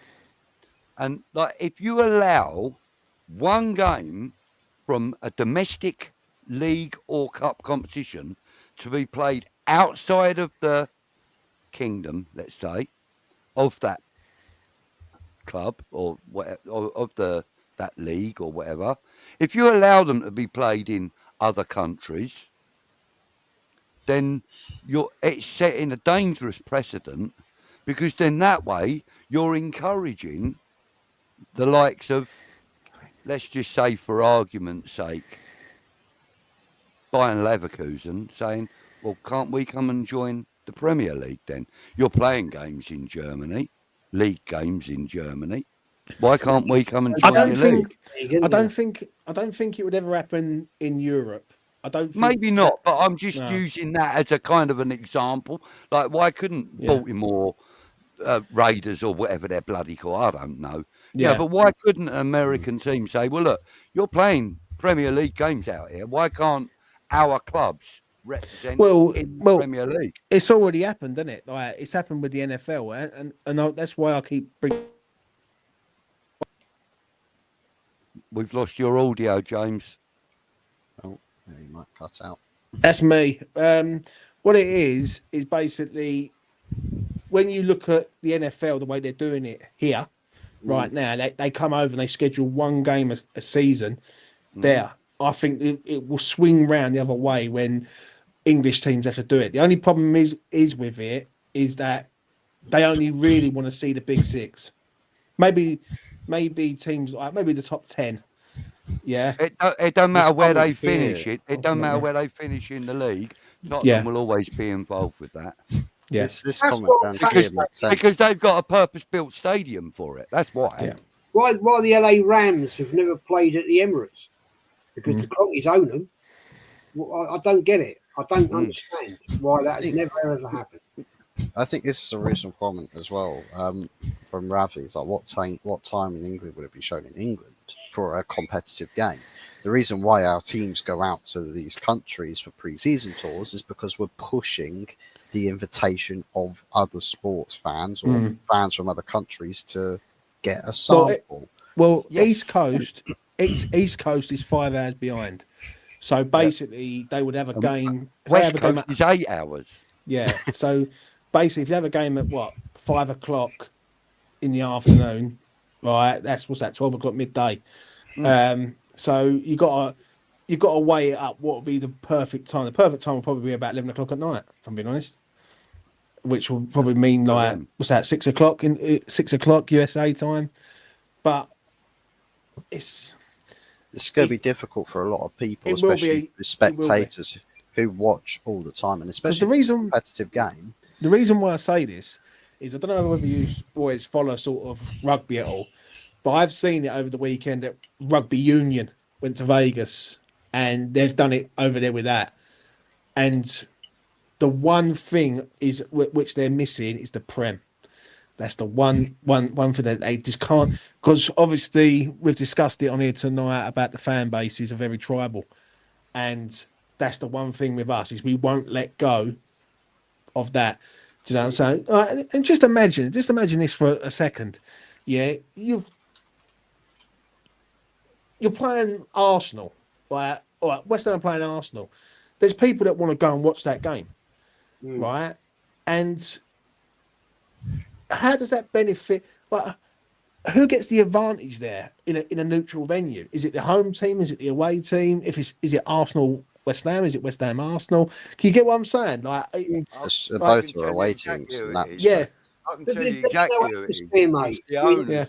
No disrespect to the American Arsenal West Ham fans, right? It'd be brilliant for them because an awful lot of those fans probably can't afford to come to the UK, to come to the Emirates. Yeah, but it's just as difficult for them to travel fucking 6,000 miles across the states to go and do it as well, though. Yeah. Yes, I get you. That's what I'm saying. The thing is, the atmosphere will be nothing like it would be at your crowd. It'll be an NFL crowd in there. That's what it'll be. Exactly. One point of question as well is, if in terms of the scheduling on a calendar, we have in this league home fixtures and away fixtures. If it's set in neutral venues, what does that mean for the actual league format? do they just hold like playoffs to the leagues, and that's when they send it to the States? Because otherwise, you can't do home and away fixtures over in the States. There goes your league format. Gone. It's looking like a really bad idea, wouldn't you say? Yeah. It is. It is, but I just feel like it's on the cards, don't it? Let's be honest. I think they've got a lot of brainstorming to really figure out how they're going to do it. Mate, otherwise, if they even pitch a really bad idea. If it was, say, for argument's sake, Manchester United, Arsenal playing over in New York, look, we use that as the example. Who gets the away fixture out of that? Well, basically, it'd be whoever's game. Basically, whoever's game it falls on, that's who it'd be. So, say for instance, Arsenal are at home. Basically, it'd be Arsenal will be at home in America. Yeah, that's basically what it'd be. Completely alien pitch in a completely alien area. Oh yeah, thousands of miles away from home. But that's your home fixture. That's what I'll tell you what it'd be like. If anyone used to ever watch football on Amazon Prime, they used to have set games where you could see what the games are. Like, i.e., there used to be a game. Yeah, we had Leicester there, we had Southampton there just after on Boxing Day. I've still got the recording on my thing of the Arsenal game from last season or season before. Yeah, and basically what it is it'd be a similar situation to that. That's what I believe it'd be. Where they will pinpoint games and make it like a neutral game, so there's no benefit, so to speak. The only other way they could do it, and they really could do it this way, is if they got to an FA Cup semi-final, and where that's at a neutral venue, they could put it that way. Other than that, I think it's going to piss off a lot of people, and I think with a hardcore British football fan, they do not want to see it being franchised up to the point of being sold somewhere else. Let me ask you a question, James. Right? All things being equal, and this is just a made-up scenario. Dagenham and Redbridge have got to the semi-finals of the FA Cup, and they're asked to go and play their game over in Baltimore. Have Dagenham and Redbridge got enough funds to be able to do that? No. But I will say this: they did do something similar in the pre-season. That's just last summer, where they went to Italy, which is feasible for a club of that size. Yeah, I mean, Crawley Town, when they want to go on a thing, they go to the Isle of Wight. Yeah, you know what I mean? Because that's what their finances will stretch to. So if Crawley Town got to the FA Cup semi-final, I know it ain't going to happen. Although, we did have a little trip up to Old Trafford once. I went there. Yeah, nice. I went the opposite way. I went down to Hastings to watch it. Stupid fucker. Anyway, but if a small club like that, or maybe even Horsham, or I don't know, if they got to the semi-final of, Sutton United, they're more likely, I would say. They got to the semi-final. They ain't got the finances to go and play a game abroad, really. Maybe France, or in Europe anywhere, maybe. It won't apply. I'll say this quickly. It won't apply to the lower league clubs. All it'd be is Premier League clubs. And the thing is with the American side of things, and I hear this quite a lot, is they look at the top six and they don't really care about anyone else. But over the last 10 years, it has changed quite a lot. Like from me doing YouTube, and Jez, you might know this from the Arsenal side of things, you do come across different fan groups from different countries. Like, do you know what I mean? I was very naive back in the day. I always thought West Ham fans lived in East London, Essex, Kent, and maybe like a few spread out all over the place, and that's it. But then when you do look at it, and when you do YouTube and things like that, you do see that there's people in Australia, there's people in America, there's people in fucking Thailand. Yeah, there's like Lawrence, for instance. Lawrence is out in Kentucky area. Yeah. Like, do you know what I'm saying? So there's got to be I just feel it ruins the spectacle of the Premier League if that happens. I do think it will happen.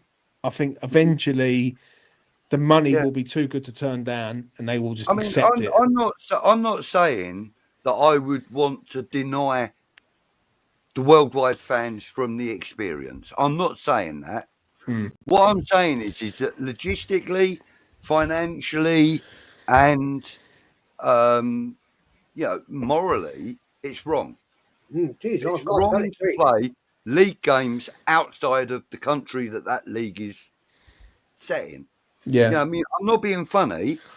When the Premier League, before the Premier League, there was football before the Premier League, and it was called, like League Division 1, right? When it was League Division 1, there were clubs that, were coming into League 1 and, they were staying for some years and then disappearing off back down to lower leagues and that. But with the Premier League, we still have the 3 clubs coming up from the Championship and stuff, but they're more elite clubs these days. The money is much, much bigger now. I mean, like, we used to get the likes of Wimbledon in the Premier League, in League Division 1. We used to get like Stockport and that, people like that coming up to League 2 and fighting to get into the League 1 and stuff. You don't get, your Gillinghams and your Stockports and I'll tell you the best Leyton way. Orients and that, all challenging to get into the Premier League. I'll tell you the best way of describing it is Wrexham. If you look at Wrexham, without the funding and the franchise that they've built in that club through doing a Netflix and everything, they wouldn't be half the team that they are. Like, I remember Wrexham when they was in the National League, and they was bang average side, not doing nothing. They come in, taking over against them years ago, and like, they're just it's all about the franchise. I do believe, for me, I'm just going to say this, I believe it's coming, that there will, something like that happens. I'm strong on this about the Netflix of football. I think that's the next thing that they're going to try and do. And then once they get because what it is, they're going to have to stop the copyright sort of illegal streaming. Yeah, because and the one way of doing that is giving someone like me or Jez an opportunity to watch Arsenal, West Ham at any time, i.e. on 3 o'clock in the afternoon. I haven't got to sit there. You're looking at that, aren't they? They are, mate. They were looking at I saw it on a couple of free proper webs. I'm not talking about Muppet websites. The Premier League are looking at having their own TV channel, which you can subscribe to, whatever club you support, in the Premier League, that you can watch all the games at 3 o'clock, whatever kickoff time, but even at 3 o'clock, right, which you can't currently legally, as you said, legally you can. The Premier League are looking to set up their own TV channel. And that will be the Netflix style of football, because what it'll be, what team do you support? West Ham United. Right. Do you want to subscribe to the full package? Do you want a game by game package? Do you want a 2-month or 6-month package? And then what it makes, it will be a Netflix style of I can watch whenever I want. And if basically, this is what I think it will be. You can subscribe to your own channel, i.e. own club. So it'll be like West Ham United, or you can have all the clubs. Yeah, everyone. So, and it'll be a figure that will be about 400 quid for a year, where you can watch every single Premier League game. Like, it doesn't matter what time it is, doesn't matter who it is, or you might have your own club where it's only 200 quid. Do you know what I mean? And you imagine 200 quid per person, every household for a year. Like, if you think about it, if Netflix costs you a £5 a month, how much will they get out of football, mate? They're going to get shitloads out of football, because people wear it on their heart. Yep. And they don't worry about the money. It proves it in the football grounds currently right now. They go in there, they spend £10 on a burger, 8-9 quid on a pint. Every time I go, I spend 150 quid in cold blood. Yeah, that is, and it's not sustainable. And I say it quite a lot on E20, which is why I haven't been able to go so often. Yeah. You know, because but do you know what it'd be though, Budge? This is what I know. I'm going a bit ranty. I just I feel it so strongly. But what I believe is that for the working man, that will never be sustainable to do that every single week. No one can do it. No one can match that.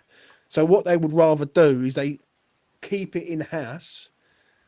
I don't know what to say it, but keep the lower end of income people watching it from afar, and having the sort of middle class to upper class in the ground consistently, because they know that the middle class and upper class will pay the money and buy shirts and do this, and do you know what I mean? And it'd be the franchise. That's what it is. And I was told this, I'll never forget this, I'll say this quick.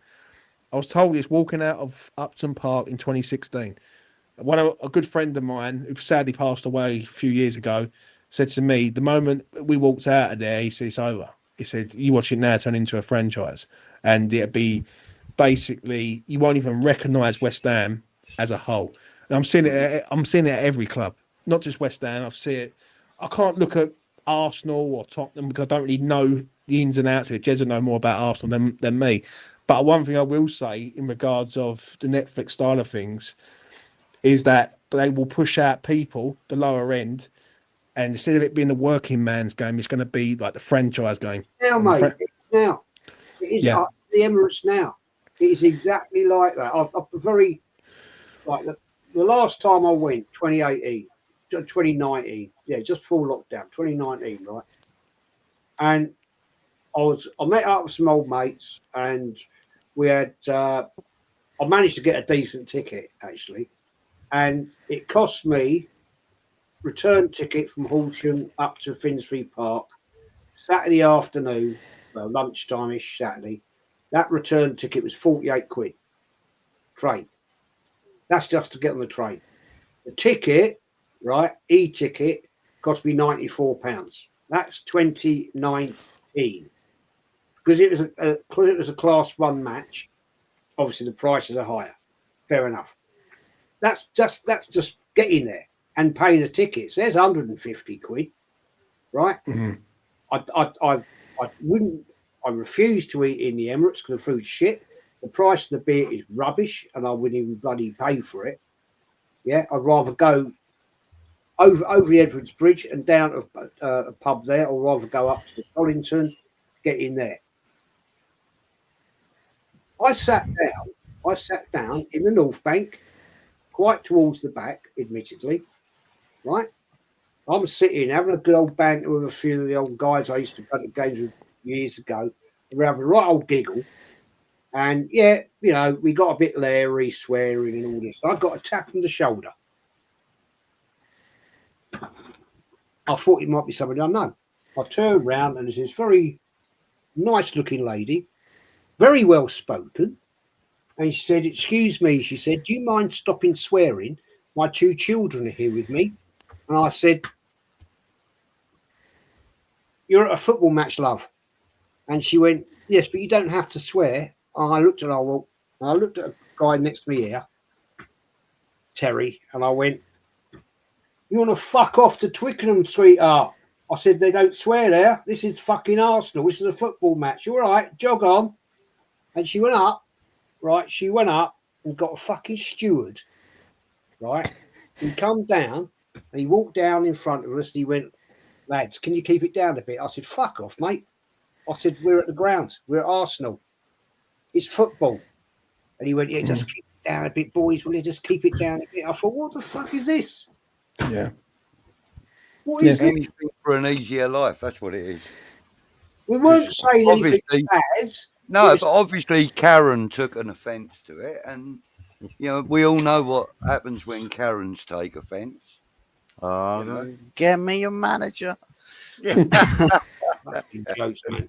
Jokes. It has. I've got to be honest. It has changed though. Like, 100%. It's changed for the. It's changed for the negative to a point. Like it's like it's like how can I put it? It's like going and seeing an 18 film and not expecting swearing or violence or anything. Do you know what I mean? It's like you're going to a ground, yeah, you should know that this is what it is. Yeah. And people like that who sort of question, oh, you can't like swear and all that. See, I've had that before. Funny enough, I'm going to mention this. Someone said to me on X, I'll tell you this quick. They said to me, I watched your channel, Jay, and I didn't like the way you come across because the way I spoke. Because I'm a bit sort of, I ain't gonna like, be honest, I'm a bit chavvy to a point. I'm a cockney, but it's like I'm a bit chavvy. I'm not media trained. I don't speak like in a sort of tone. Yeah. So, like, do you know what I'm saying?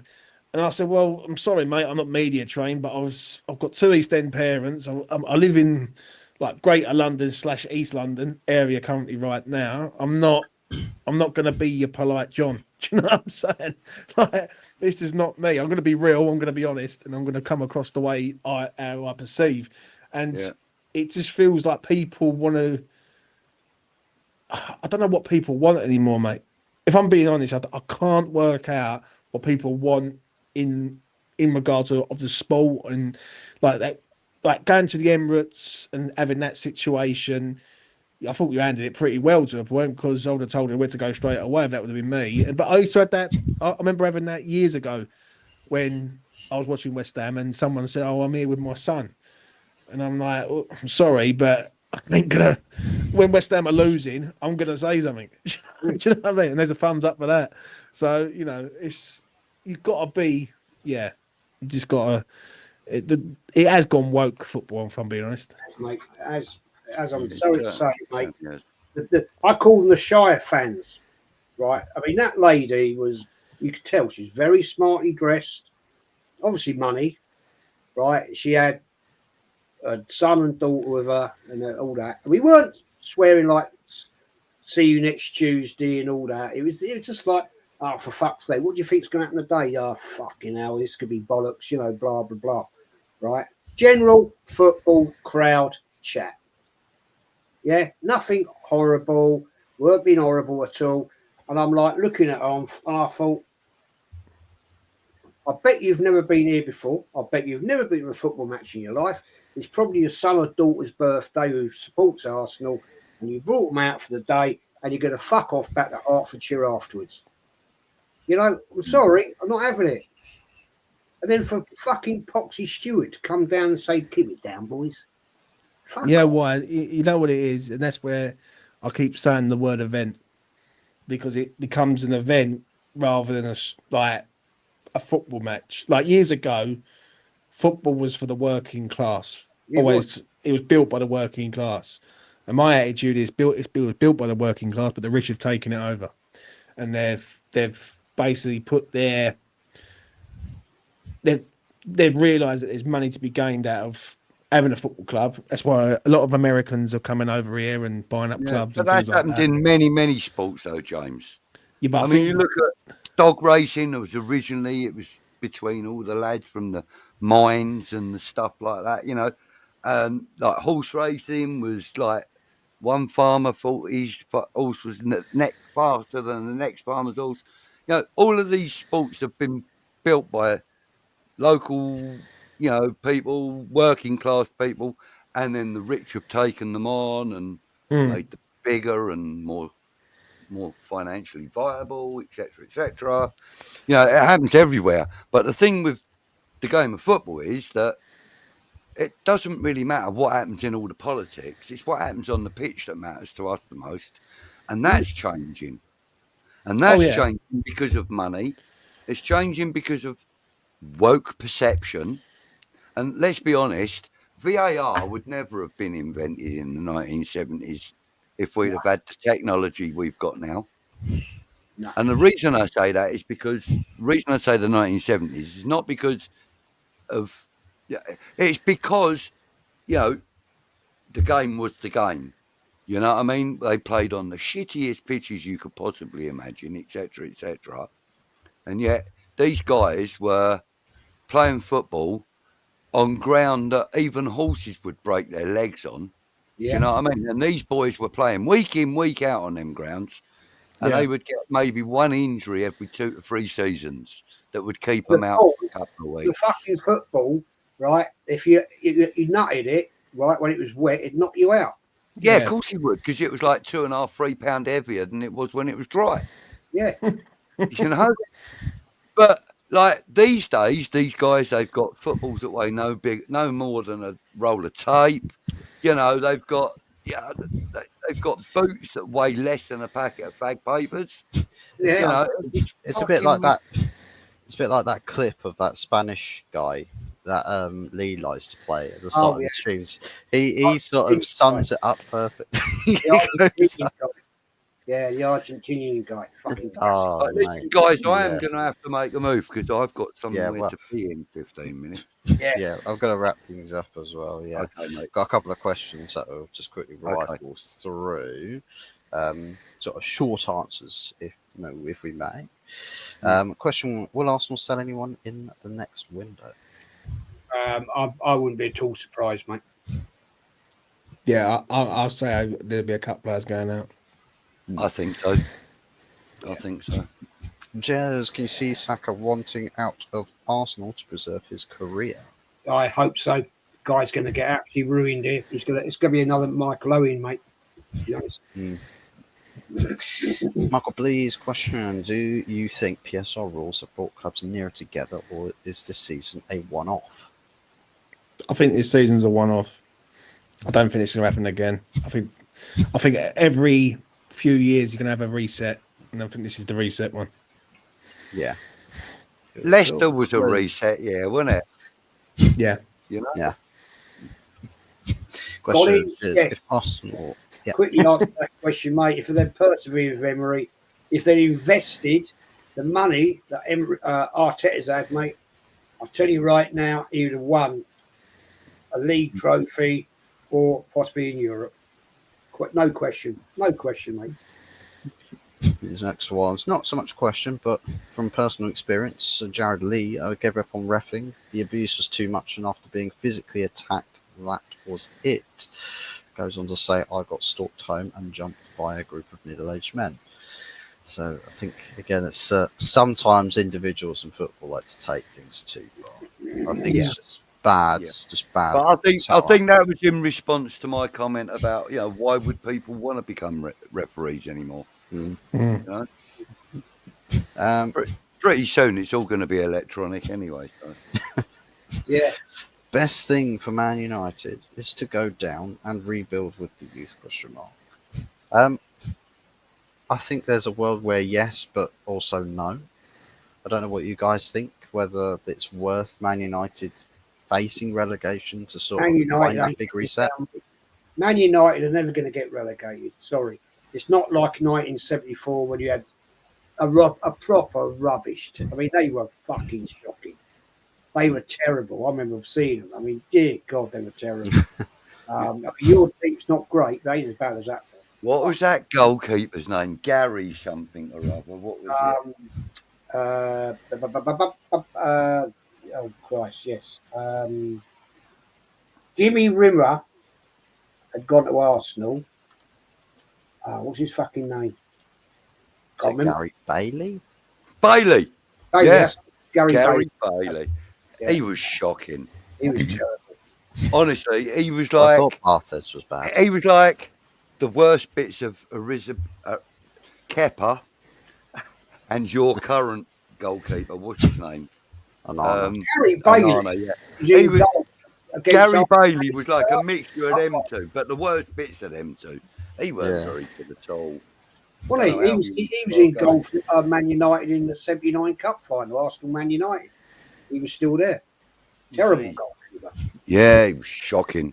Some stats here from Richard for Man United's woes. Man United have scored 1 goal in the first half of the last 19 games. Club shocking, sorry, on and off the pitch. Another damning stat as well, which I read up on with the goalkeeping situation, is David De Gea, who served at the club for about 13 years, I think made a total of about 12. I think it was might have been 17. Sorry, 17 errors that led to goals in 13 or so years. Andre Onana's only been here for about a year and a half, or 2/3, and has already made 13. So levels to all of those that wanted De Gea. How many clean sheets has he had, Onana? Do you know? I'd probably say, I don't know the exact number, but it's a bit more than people would probably have expected, because he was one of the higher clean sheets tally last season. Oh, so he's had about eight or nine then? I think he's actually had a bit more than that, to be fair. Really? Yeah. Really? Yeah. It's crazy. Wow. I think at one point last season he was the front runner for most clean sheets for Golden Glove, which is crazy to think about. Colin here says, "Fuzzy mate, you reckon if Jassim had managed to have been there instead of Ratcliffe, that Man United would have been in a better position than they actually are now? 1,000,000% off the pitch, miles better, way better, and I think genuinely a lot more optimism in the fan base. He wouldn't have had all of the cuts that we've seen. Maybe one or two cuts, but not as extensive. And a lot of people speaking out from being sacked by Man United for job cuts. They're saying that, it's just a complete shit show at the club. So, I think Jassim would have been a massively different world. Not too sure about on the pitch, though. Jez, what do you make of the tackle on Mateta? Bad. Definite foul. Well, serious foul play, if not violent conduct, to be honest. Yeah. Bit out of control, I think we should say. Could have been arrested, the fella. Could have killed him. It was the old Cantona at Crystal Palace, wasn't it? Jumping. I know. Everybody was kung fu fighting. And Mama Flossie. It's all about the seagulls, guys. You remember that? What the fuck was that? It's all about the seagulls. Mate. Jeez. He was a great character, wasn't he? He's a great player. Yeah. Who you got? Mama Flossie, of course, before she dropped out, dropping the links to the panelists there. We've got, of course, Arsenal and History More, which is Jez's channel there. We've got the channel for myself as well, which I've not been able to share the stream to my channel because Tont's not signed up to the package deal, so I can't do those features, unfortunately. He normally does. I normally stream it. Yeah, because because he hasn't got the package thing, he doesn't have the option to do like stream sharing, because it's I think it's a bonus feature to be able to share your stream. I normally share his channel on mine. Normally it comes up there, and I do it every Sunday. Yeah, you can, but he can't do it from his studio. He can't. Okay. Well, no, he can't. He can't do it this time around because he hasn't got the package. He signed up for another month, which I think would have been part of his deal last Sunday or the previous Sundays, which you would have been able to. But you got the link there for Green Streets Elites, which is Budget's channel, and then also the link there for E20 Zone TV.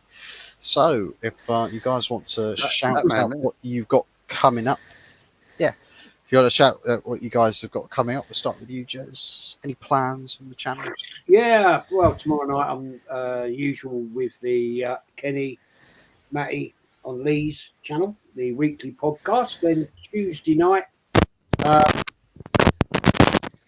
doing the final part of the old school show. Well, it's not actually. We're doing Arsenal's greatest goalkeepers in, we're going to keep it going. I'm going to expand it, actually, gentlemen.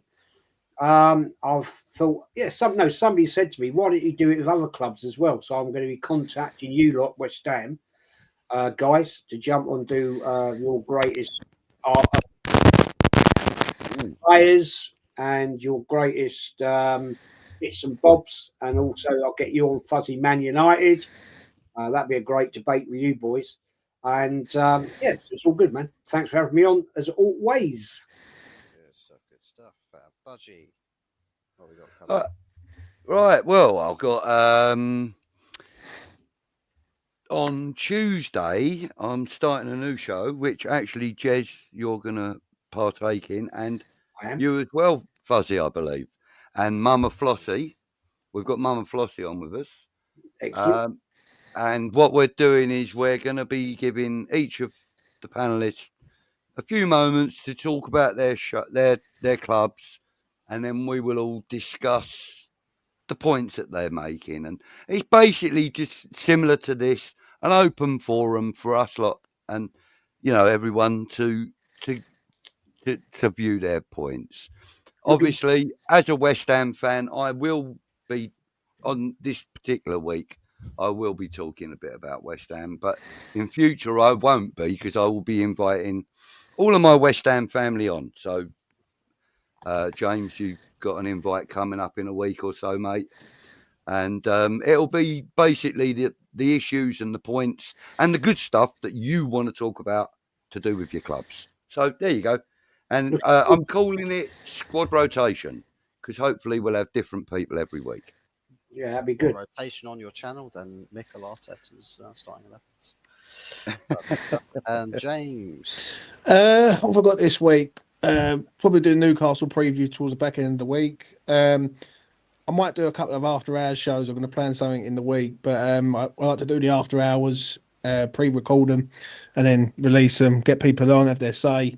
And I am looking at probably doing something where it's going to be mixed with like a fan from each club and talk about Premier League issues also on the after hours. But yeah, go over, subscribe to E20.